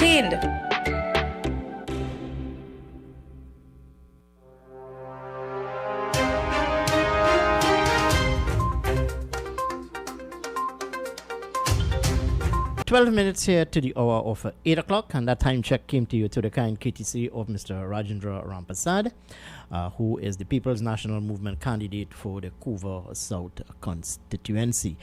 As we move on with our conversation, note that you can call us here this morning at 6367547 and 2275739. Those are the numbers to get into our program here this morning. Let's take some callers on the line. Hello, good morning, and welcome to 97.5. Good morning, my friend from Princeton. How are you? Good morning. Good morning, Mr. Kenrick. Good morning. Good morning. Good morning. Well, I'm sorry, the Law Association, all the time we are always asked by Law Association in our position, so they had a position there. And I think it was fair enough. I thought, I was thinking that from the time, usually the videos had to be verified, but usually the videos that surface around the shooting, I think from the beginning, from the first day, like the next day, they should have been suspended. I remember normally and police officers suspended in China. They'll get a pay, so they should have been suspended, and not because, they would have a conflict with the two sides of the evidence, and then at the end of the day. But then we need to create a system in China that way. A year should be the maximum time where you could address all the issues. We may set up a special committee with magistrates and whatever, the required judges and so on, to address these issues efficiently and quickly. I say a year should be the most. All right. So good suggestion indeed. So what you have a special court to deal particularly with issues facing members of the Trinidad and Tobago Defense Force and so on? According to the police commissioner, if there's a high number, I think how many police officers you say on suspension, I think 100 or 200 or something so. Right, so it's a high number. So that means you can't afford to clog the normal court system like that, so they need the kind of so these are all the things you need to look at in order to improve the system and not have the social on suspension and so on. No, not because you have the Law Association lending their voice to the matter, and more so the Police Complaints Authority calling for suspension of these officers. There's a system, and must require a particular investigation. And after the investigation is completed, well, then you can make the necessary recommendation. But you cannot have this matter being tried in the public domain, especially in the media. But I think by the way the way they approach the situation that allowed it to be tried in public domain. You know, it has done it in the beginning now. I think it might have saved some of that the protest according to the people. We don't know how that's going because they could have suspended them and could have the protest. We couldn't know it. So, but I did already people claim they use that as I mean, something was done. I mean, some action was taken and the direction. I don't know if they will see the direction. All right, my friend. Nicole, I'm reading here with interest this morning, and if you see me smiling this morning, it's because, it's good to be a politician in this country, especially a member of parliament, especially if you would have served 2 terms. Not so Shiva, by the way, let me say good morning to Shiva. Shiva is the man who is responsible for making us look good on YouTube. And yes, you can catch us live on YouTube at RCL U975. Listen to this, Nicole. With the dissolution of Parliament, MPs are probably calculating their gratuity payments and other benefits. All members of Parliament are entitled to benefits dependent on their years of service, are entitled to a gratuity which is equivalent to 20% of the gross salary earned during the period of service. The amount is payable subject to the recovery of all indebtedness to the state, example, government loans, income tax, and any overpayments of any kind. Listen to this. This is what I want you to know, Nicole. So you should get involved in politics sometime later down. You still have youth on your side. For an MP who was a minister, her gratuity based on their ministerial salary of $41,000 will be approximately $400,000. $400,000. I think I'm going to go to politics. Politics pays. Yes, you can call us here this morning at 636-7547 227-5739. Well, there's a spoiler in your race, so to speak. And I say spoiler because my understanding is... It's hot into the ring. Well, last night he said, he's not too sure, but he's thinking about throwing his hat into the ring. And he wants to come up against Khadija Amin in this St. constituency. Yes. Let's take this caller on the line. Hello, good morning. Welcome to 97.5. Good morning. Hi, Kenrick. Morning. Santa Cruz here, and as well as Nicole. Yeah, good morning, Mrs. Santa Cruz. Yeah, well, I'm now on the radio, so I'll little out of touch. But the only thing I pick up is where you're talking about the money. So I'm thinking me, you, and Nicole could try something. The politics of the day, and go ahead. Yes, I'll say I wasn't too fully in depth as to what because I'm now on the radio. But one thing, is it based upon what you read there? If a person serves now, let's say for the last 5-year period, right? Minister or just an MP, he gets his gratuity after, according to what the act or whatever says, right? So if in the next 5-year term he or she doesn't serve, but he come back in the successive 5 years, will he get a next gratuity again? No, but your service would have been broken, so you that will not count. You would not have been serving. So what I mean to say, the 5 years you would have served for the 5 years. You didn't get back into office. Oh, you're talking about... and you go back again and you get so then that you will get again then. All right, well, it's something which we will have to probe. Something I have to get some more information for you. Yes. Now, I want to ask a question of you and the listening audience this morning. Independent candidates, how valid or important are independent candidates? Or is there merit in contesting any seat in Trinidad and Tobago as an independent candidate? But go ahead. I would say it has merit, but probably not for the type of politics we have in Trinidad at the moment. That is my view. Because you see, to me, you would have a say in the context. You know, you might see, okay, let's assume we have 41 seats, right? So we break it down where both sides get an even amount and we get it 2. So let's say we have 2 independent candidates. And they could be the major as to probably how the government swings, like what we saw with the 1818. Also, I think they would also have a voice. Because remember, you as an independent, you don't speak on behalf of a party. That's how I see it. You will be speaking as an independent. You'll be speaking for country. I'm only saying that. We don't know what's the matter. That's my view. I think it... But as I say, I think it will have a say. All right. Well, I thank you very much for your contribution here with me this morning. Yes, so Inshan Ismail, according to all reports, could be an independent... Hello, good morning. Welcome to 97.5. Good morning. Can you that money as well street day? Yeah. You know, only gang are saying they vote for that money. So that's this point in time. But none of them are saying. So just remember that anytime you're talking, let people know only gang are saying they vote for them. Right? All right. Later. All right, I hear you. But let me share this with the listening audience. Nicole. Yes. There are 4 bands of pension payments. All of the opposition members of the House of Representatives. Did you call me yesterday? I don't think so. No, I didn't call you. All right. So what's on your mind this morning? Yeah, my mind is listen to you now. Mm-hmm. My thing is this. How do you believe me? There were 3 people, 3 middle-aged women. 3 of them had little children, and they were there begging people, right, for little handouts and so forth. And I asked them if they went to the public authorities and so forth. One of them, said yes, and she has been given AGA. And look at there, it's so convenient sometimes, right, for people in high places to receive all of these monies. And how many of them could actually donate some of this money to a charitable institution, right, that really need it now? How many? I mean, I was reading about, for example, politicians here could actually, follow suit and take some example and think about the poor. And Kenrick, they are poor and they need help. All the best, Ken. Okay, my friend. Well, thank you very much. Hello, good morning. Welcome to 97.5. Good morning. Good morning, Ken. Good morning to the beautiful Nicole. Yeah, good morning, Chris. How are you this morning? Ken, all right, man. Here what, man. I don't have a problem with salaries I get, I have a problem with people of this country. How people of this country could be paying, but because you get an AS, your pension is supposed to get, when you get old age, they are just that. There's a ceiling. Chris, go to the head of the class. While I was talking with my last caller, that ran through my mind. Here it is, these people have been working and they have been receiving a huge salary.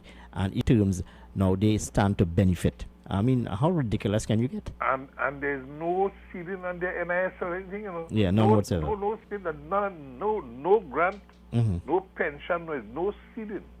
But Let me add to that, Chris, even when you make an application for your senior citizen grant, I know that there's a ceiling of $6,000, yes?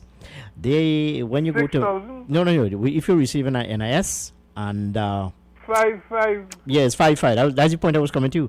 So I've dealt with that on a number of occasions on this program, and nobody could actually justify that for me. Go ahead.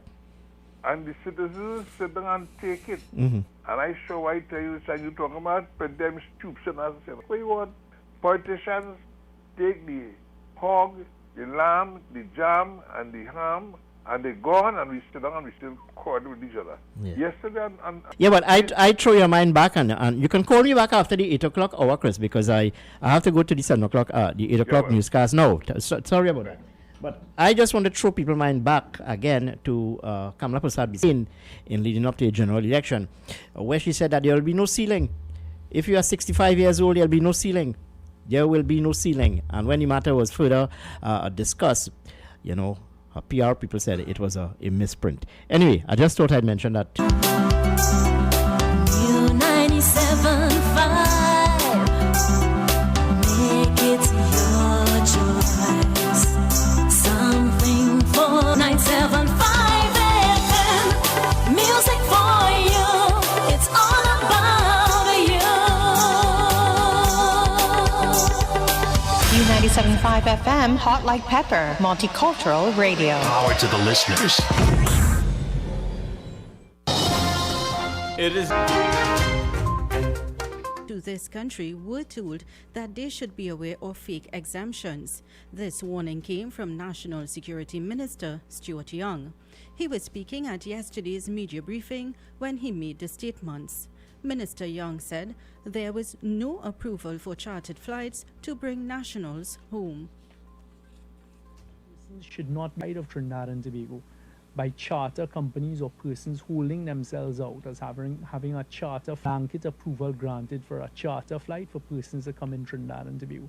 That is not how the exemption system is working. Individuals are granted exemptions and then they make the arrangements to come back.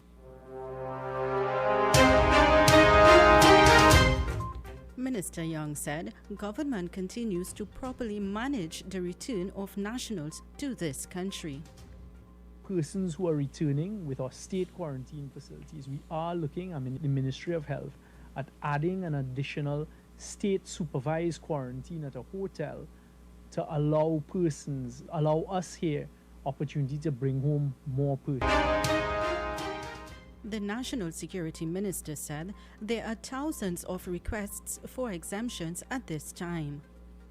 We have 924 applications for persons that come in from the United States. Multiply that exponentially.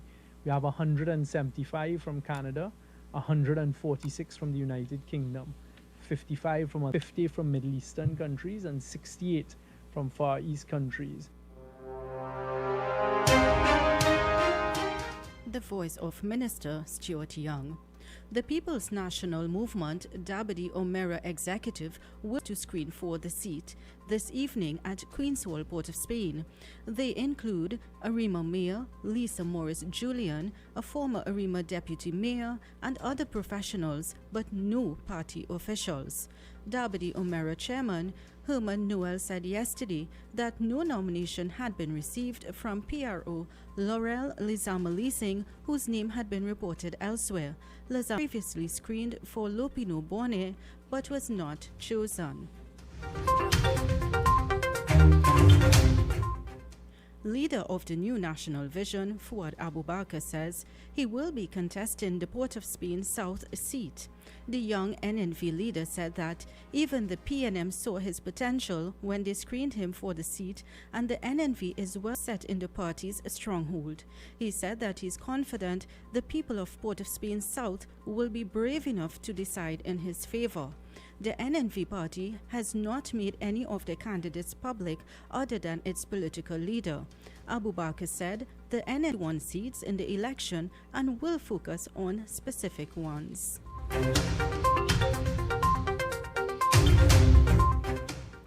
Sinanan is not bothered by reports that the party could lose its Tobago seats in the upcoming elections.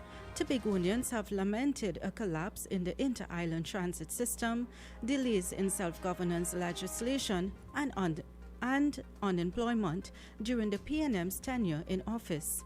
As the polling date approaches on August 10th, political analysts have claimed the Tobago East and West seats could prove a challenge for the party to retain. But many is confident the party will hold on to their Tobago seats, which are being contested by Watson Duke's Progressive Democratic Party and the One Tobago Voice Party.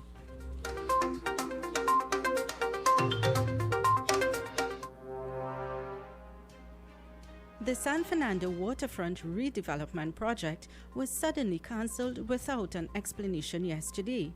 This left the San Fernando 30 fish folk turned up for 3 p.m. meeting at Kings Wharf seeking answers to its redevelopment.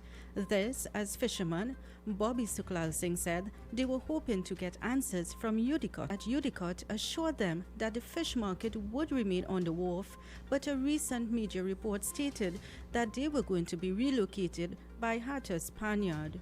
However, chairman of the San Fernando Fishing Cooperative said they are opposed to the relocation.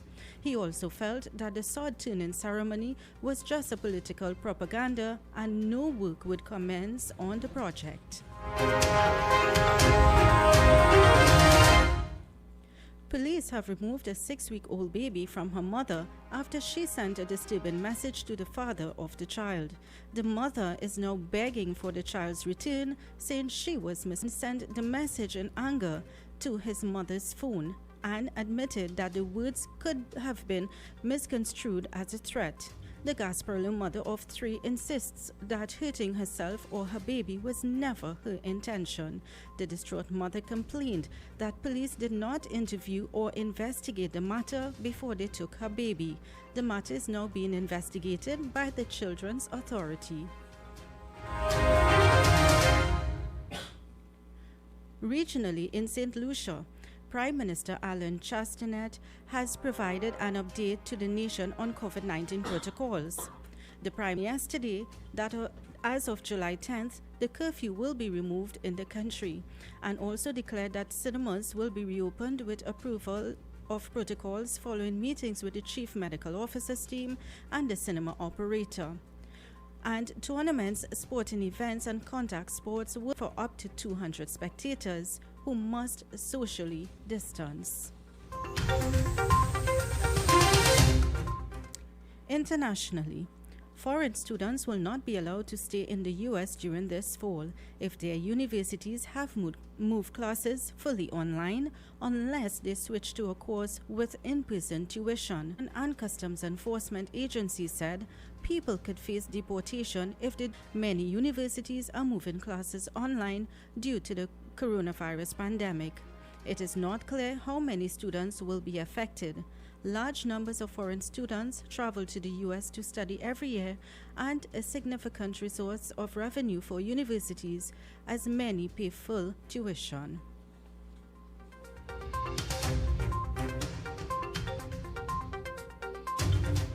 And now for some weather news. Today will be cloudy with rain and a medium chance of isolated thunderstorms. There will be gradual improvement during the afternoon. Gusty winds expected in areas under heavy showers and thunderstorms. Maximum temperature is 29 degrees Celsius. High tides at 6:14 p.m., low tides at 11:42 a.m. and 11:46 p.m. And that brings us to the end of the news to 8 a.m. Join us at 10 for a news update. I am Uma Ratan Singh, wishing you a good morning.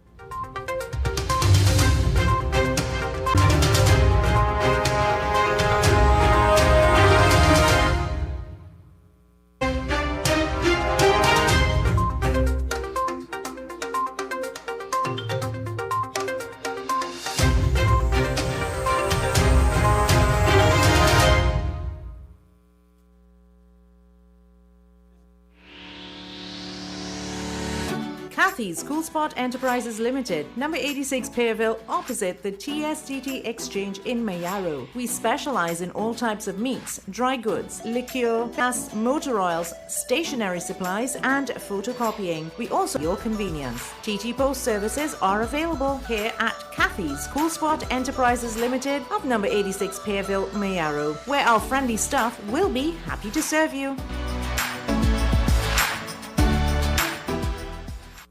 A&S Hardware and the General Contractors Limited of 107 for all your hardware materials.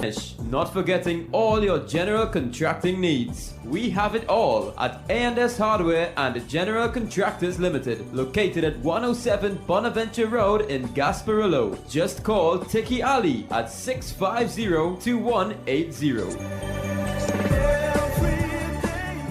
A&S Hardware are wholesalers and retailers of plywood, an assortment of lumber, galvanized pipe, hollow section, and steel. Customers can enjoy special prices on white items. Visit Super Quality Supermarket of Endeavor Road, Chiguanas, and Trin City Industrial Estate in Trin City, as well as Quality Cash and Carry Supermarket, Cuba Car Park, for all your grocery items, liquor, fresh fruits, and vegetables. Not forgetting their bed and bath section and kitchen appliances for your home. With so many items to choose from, take advantage of our great prices and discounts at any of our 3 locations: Trin City Industrial Estate in Trin City, Endeavor Road, Chiguanas, and Cuba for supermarket and Quality Cash and Carry Supermarket. Attention all bakers, doubles vendors and roti makers. Try our high quality unbleached bromate free all-purpose and baker's flour. Low price and conveniently packaged in 2 pounds, 2 kg, 10 kg and 25 kg bags. For wholesale and retail prices, contact Shiklisha Limited 665-3336 or visit us at Warrenville, Canupia. Shiklisha Limited, quality you can trust. On the road again with U975 FM, Hot Like Pepper Multicultural Radio. Yes, we're back with our road show 975 FM bandwagon as we bring you live broadcasts from locations throughout the country. Come enjoy our company with music, entertainment, and lots of giveaways. Stay with the U975 FM, Hot Like Pepper Multicultural Radio for greater programming as we hit the road again. U97.5 Hot Like Pepper Multicultural Radio is now on Facebook. Like us, follow and share our page. We'll be sharing the latest news, tips and much more. You can also at RCL U975. Yes, and a very good morning again, people, and thank you very much for staying with us here at 975 FM Hot Like Pepper. Well, we continue to look at the political developments in the country and continue to engage some of the candidates who are prepared to face the polls. Well, with us on the line now is former senator, former chair of the Tonopuna Regional Corporation, and the UNC's candidate for St. Augustine. Deputy political leader of the United National Congress as well. Yeah, deputy political leader of the UNC and the candidate for the United National St. Augustine constituency, Khadija Amin. Good morning, Ms. Amin, and how are you this morning? Good morning. I'm great. Well, a bit rainy morning. Well, I sense a lot of enthusiasm in your voice this yes. morning. Okay, yes. As we move on, how enthused are you by your selection by the UNC for the constituency of St. Augustine? No doubt, a very important constituency on the East-West corridor, and a constituency which could make or break a political party seeking government. How enthused are you? Oh, I'm very excited, particularly because it's going to contest St. Augustine constituency. In 2010, I filed nomination for St. Augustine constituency, and we had a partnership, and Mr. Ramada became our candidate on a COP ticket, and I worked with him and myself and my team.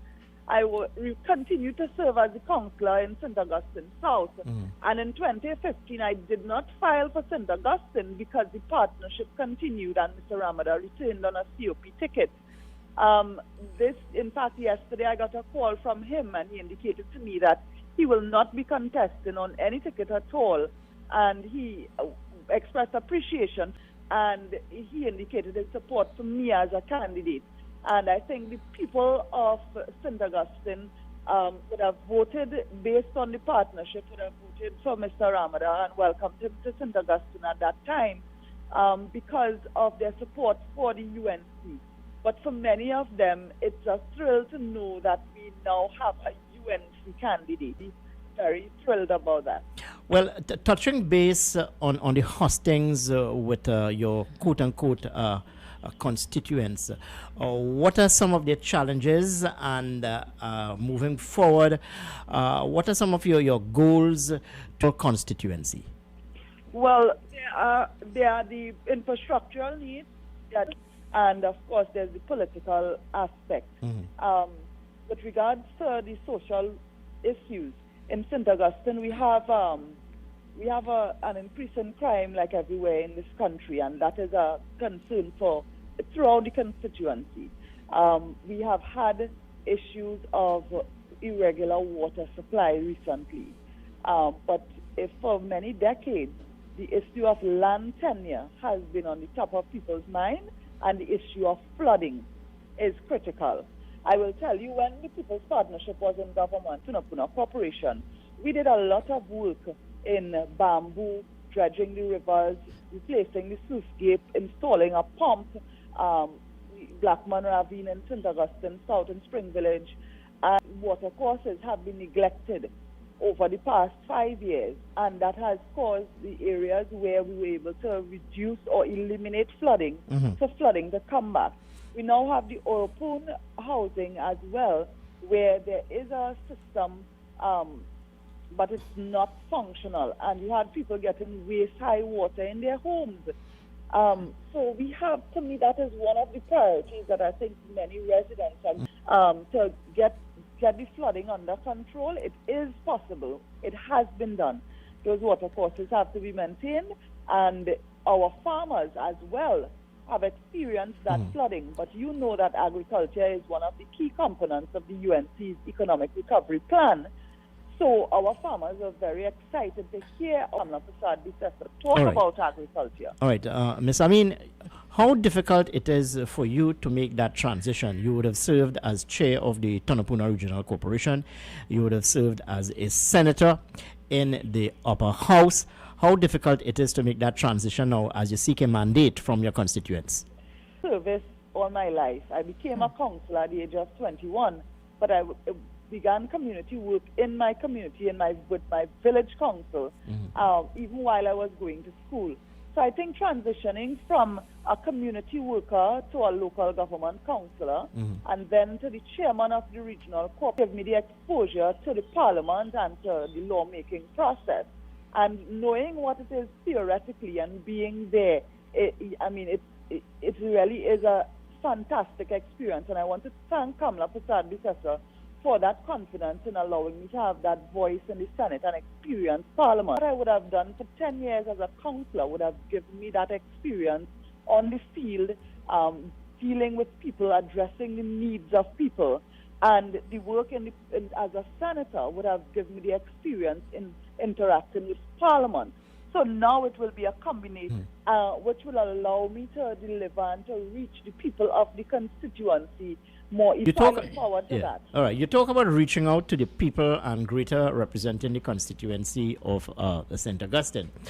In touching base with your constituents, so to speak, what are they telling you? What are some of their immediate concerns which you are hoping to address?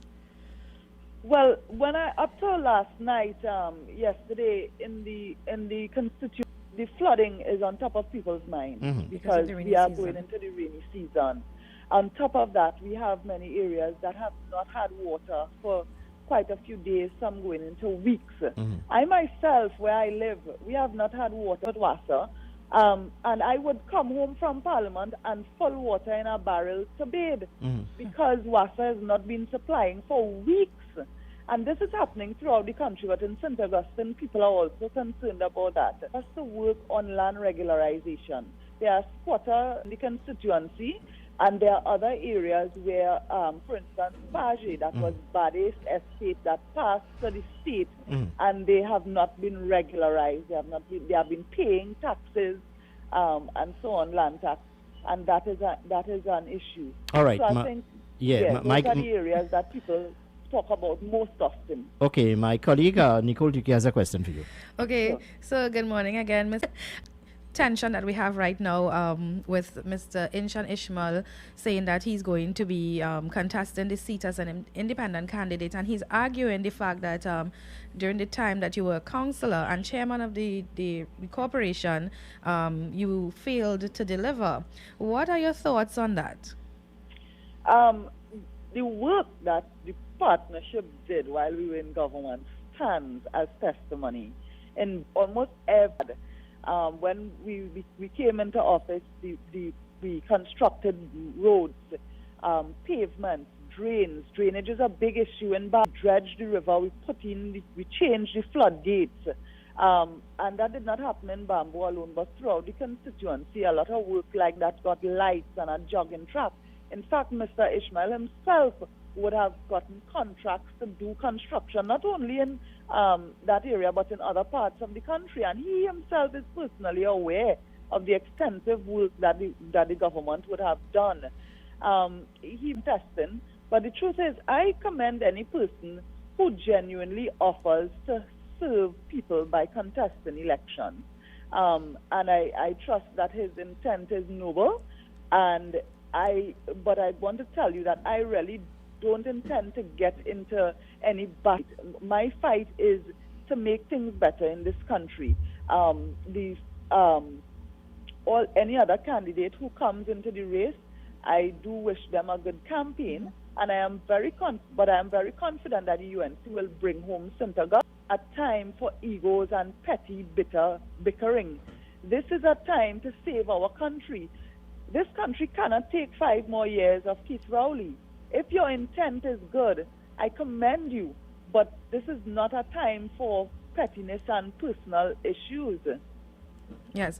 Over the past few weeks, I've been seeing you've been on the ground with your fellow candidates. You've been lending support for them in your capacity as a deputy political leader of the. Are you managing that with, walking the constituency and meeting your? We have excellent teams working in the marginal constituencies.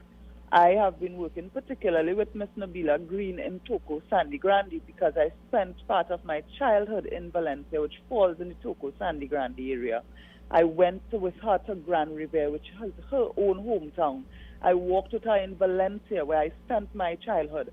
And she's a fantastic candidate. She's young, she's energetic, And I find for a 30-year-old, she has a phenomenal maturity in dealing with people and understanding people and transforming that into what should be done in terms of policy, in terms of programs, projects. And I think candidate, she's a daughter of the soil. And so when I go, I go because not because I'm a deputy political leader alone, but because I genuinely support good representation. And I will continue to give that support to her as my sister. We also have a fantastic team in St. Augustine. Yeah. So immediately as the announcement came on Monday, which was yesterday, we had a team meeting in St. Augustine and our campaign going forward. And we still have COVID restrictions to work with.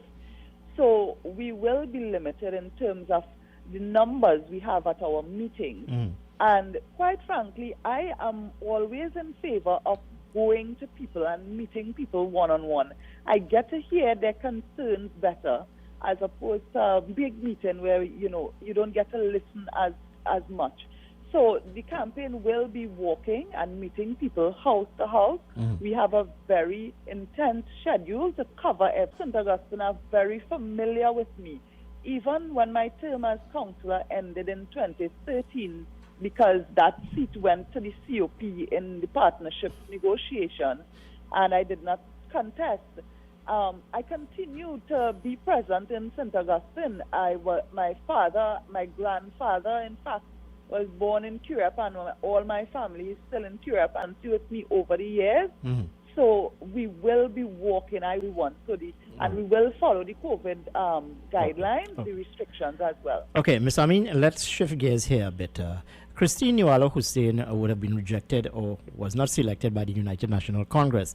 There are certain dissenting voices emanating out of the Kumutu Manzalina area.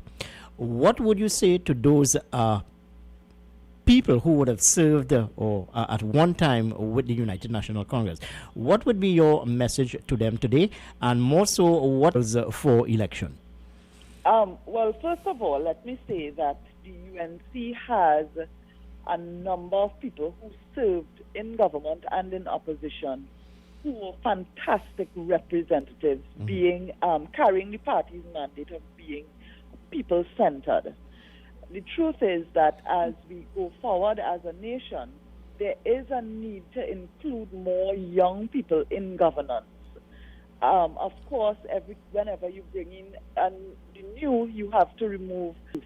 So you have a lot of candidates who are young but not inexperienced in politics. We have some newcomers, and therefore some of those persons who would have served as elected representatives will continue to serve. We have Dr. Suraj Rambachan and Mr. Christian Dikoto, who indicated very early that they will not seek re-election, but they have been working with the party, helping to train candidates and other. So I want to tell the public that a candidate, not a person who served as an MP, not being returned as a candidate, is not necessarily a rejection. And I want to urge people to honor the time that these representatives served their people, and give them the honor and respect for that. I myself, but certainly for their service to the party, and I trust that they will continue to remain in the fold. I want to just correct one thing. I saw an article this morning in the newspaper, and I think it was carried on one of the TV stations last night, that is very, very misleading. I was in Kumutu Manzanilla yesterday. We held a meeting with Dr. Rai Ragbu, who is the candidate for Kumutu Manzanilla, and they were thrilled to meet him. They were very, very welcoming. And in fact, I left him there because he stayed after our meeting. He stayed. He listened to them. Every person in the meeting got the opportunity to make a contribution, and those who didn't want to say anything, so it was an excellent meeting to start their work together. And I saw the article that was misleading. It was something to the contrary.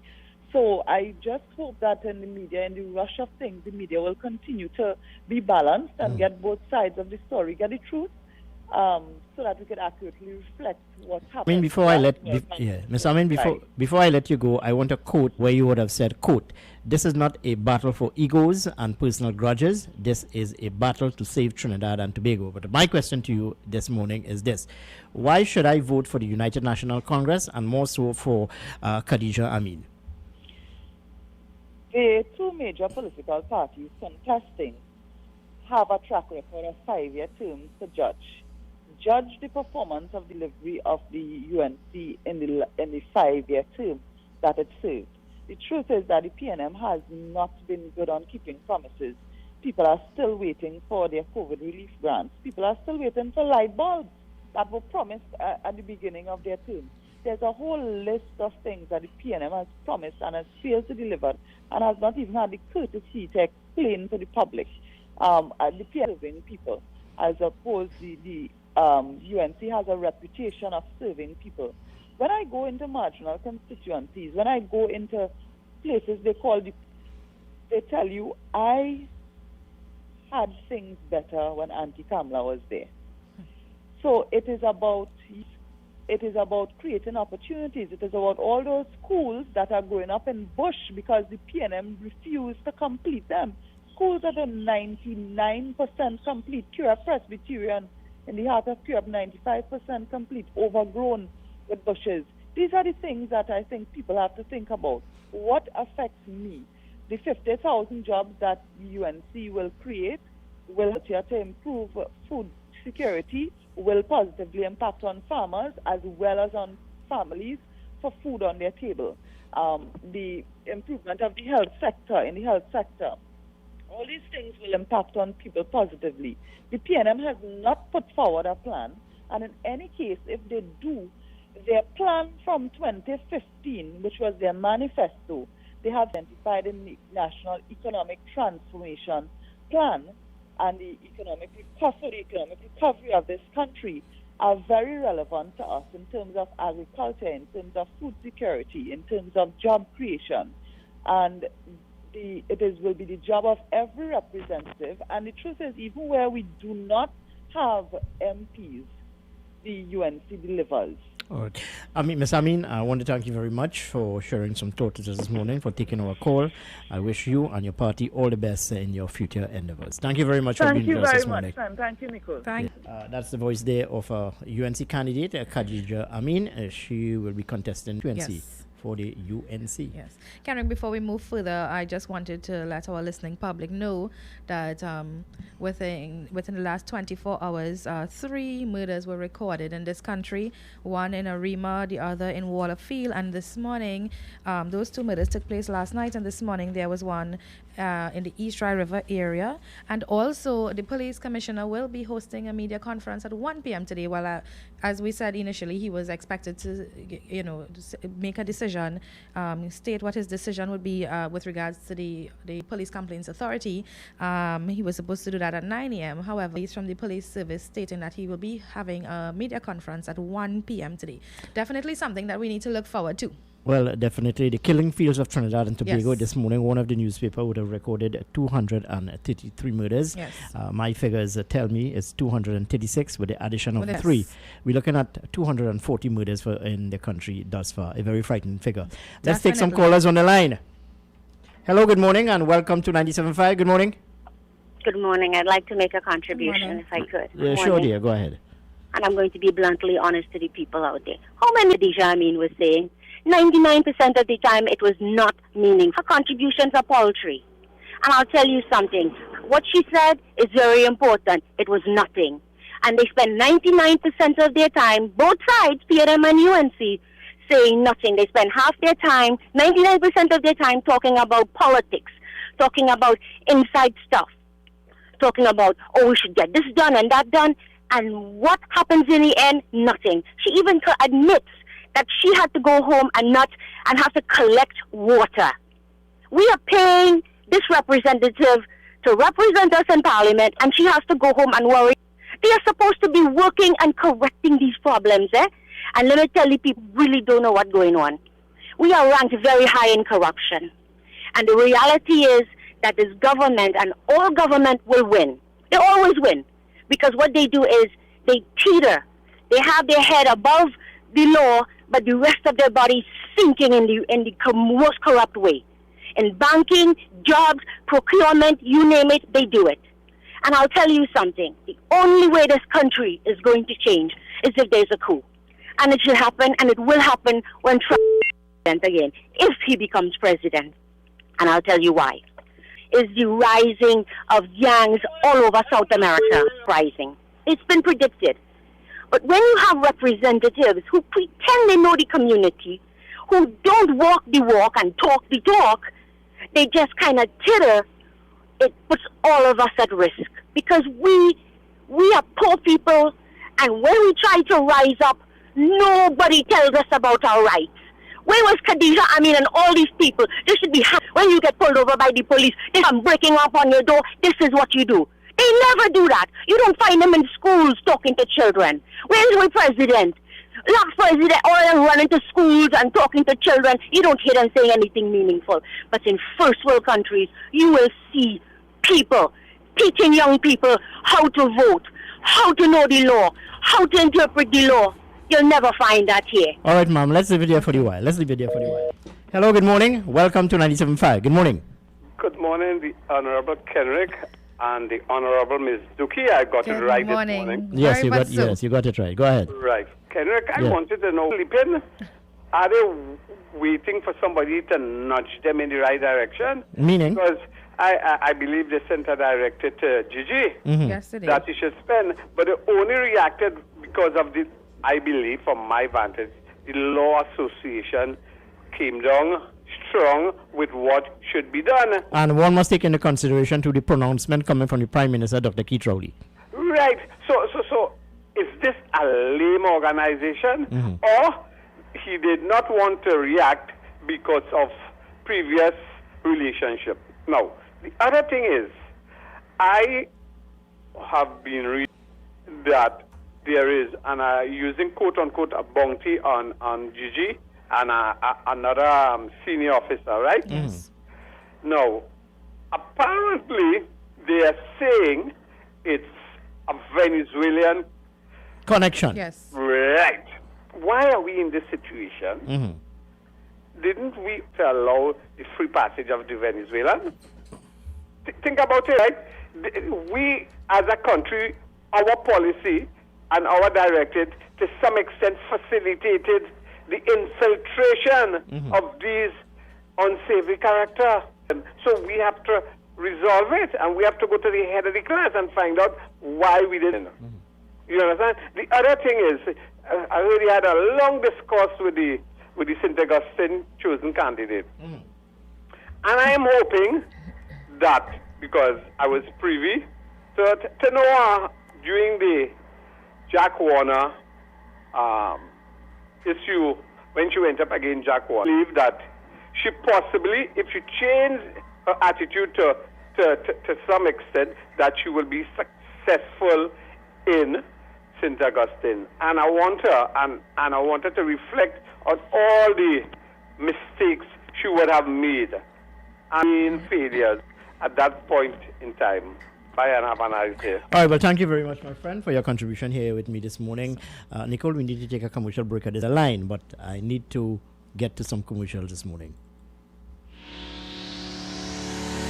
Kathy's Cool Spot Enterprises Limited, number 86 Pearville, opposite the TSTT Exchange in Mayaro. We specialize in all types of meats, dry goods, liquor, beverage, gas, motor photocopying. We also provide rentals of tents and chairs for your every occasion. Come in and take advantage of our specials at reduced prices on liquor, wholesale and retail. We are open every day, even on public holidays, for your convenience. TT Post services are available here at Kathy's Cool Spot Enterprises Limited of number 86 Pearville, Mayaro, where our friendly staff will be happy to serve you.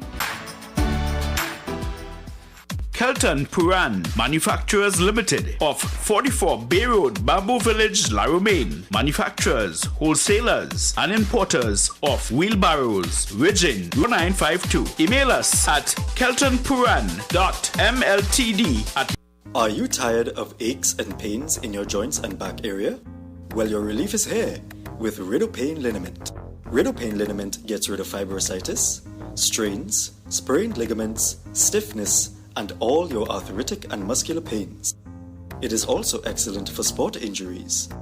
Try Ridopain liniment today at Bartlett Drugs and all leading pharmacies nationwide. KY's Electrical Supplies Limited of Southern Main Road, Canupia, for all your plumbing and electrical supplies, water heaters, filters, and water pumps, plus all parts for Gould, Pento pumps. Choose from leading brands such as Cooper, Varma, BTCino, Leviton, and General Electric. Call 665-6954 for more information. KY's Electrical Supplies Limited of Southern Main Road, Canupia. I have journeyed. Greeting.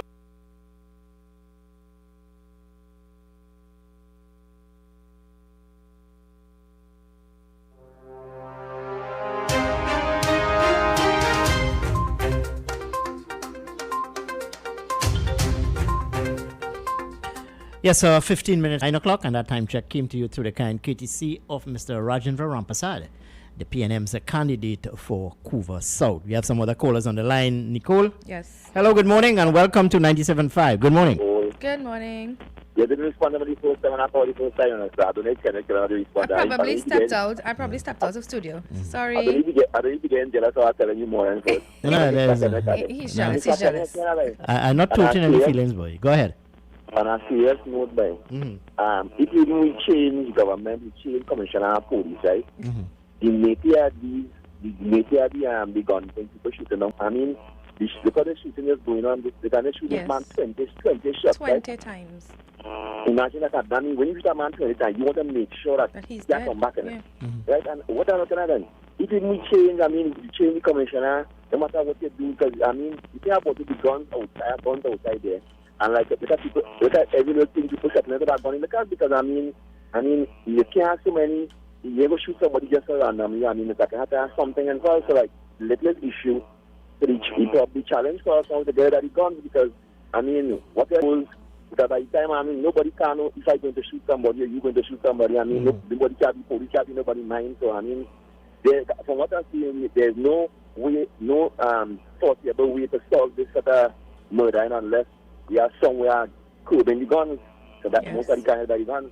That is an issue the police commissioner has been talking about for quite some time, you know, and he has also indicated, and even the Prime Minister last week, if you had listened to him, he also indicated that these weapons entry, but also more so through the ports of entry, the legal ports. A point Gary Gifford was trying to drive home, where he spoke about there should be greatest resources given to these ports, like in Point Lisas and Port of Spain and what have you, to ensure that guns and ammunition or what have you do not enter into the country.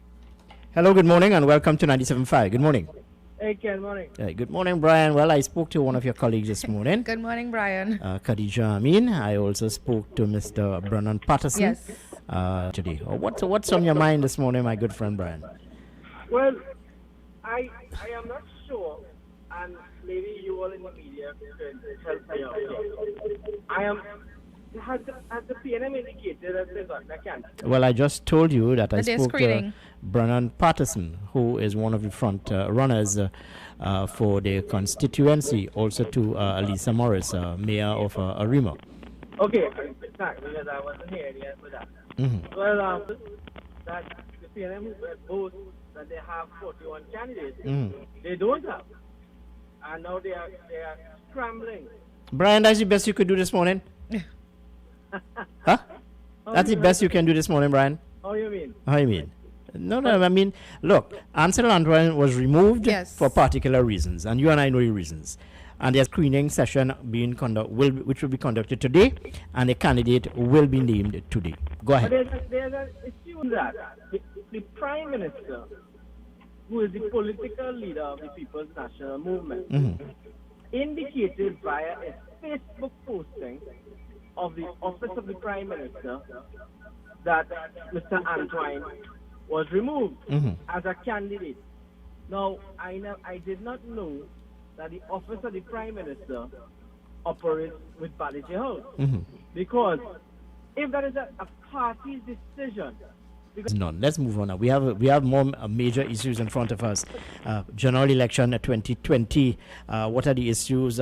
How is the UNC prepared to, let's say, campaign in this COVID environment? Those are some of the issues. What of all those nationals who are living abroad want to come back home?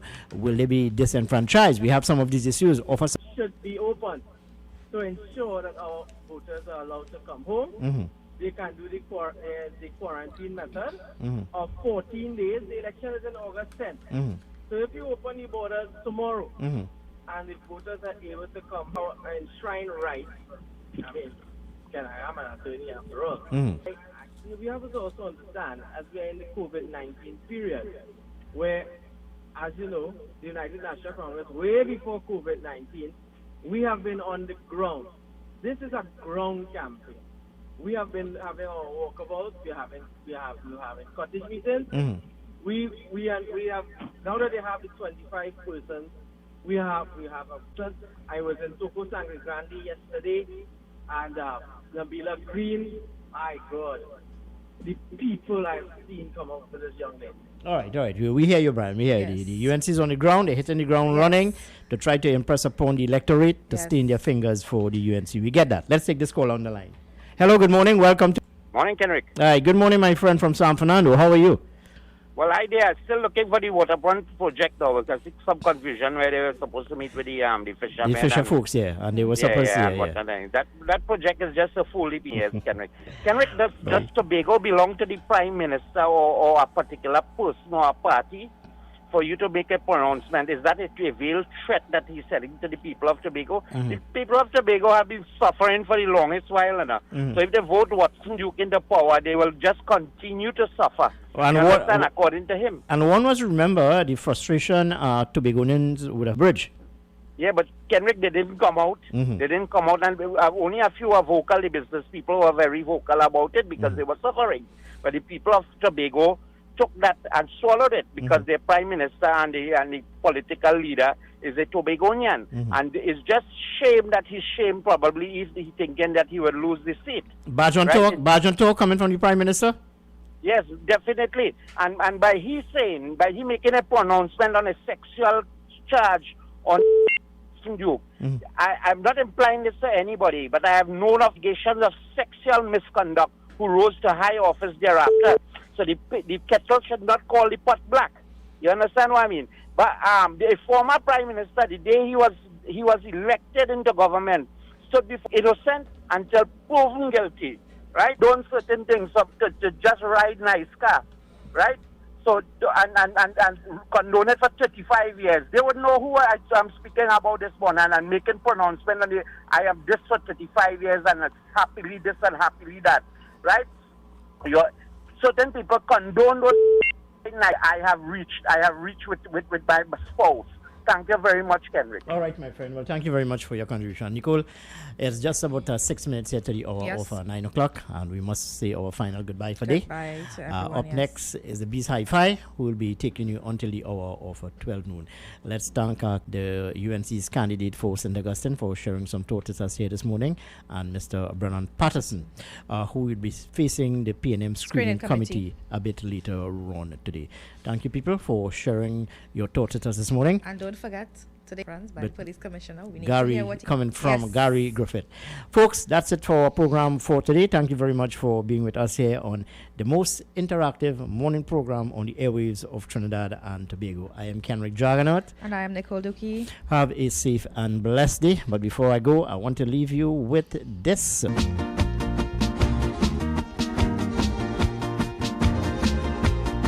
This is Caribbean Vibes. The air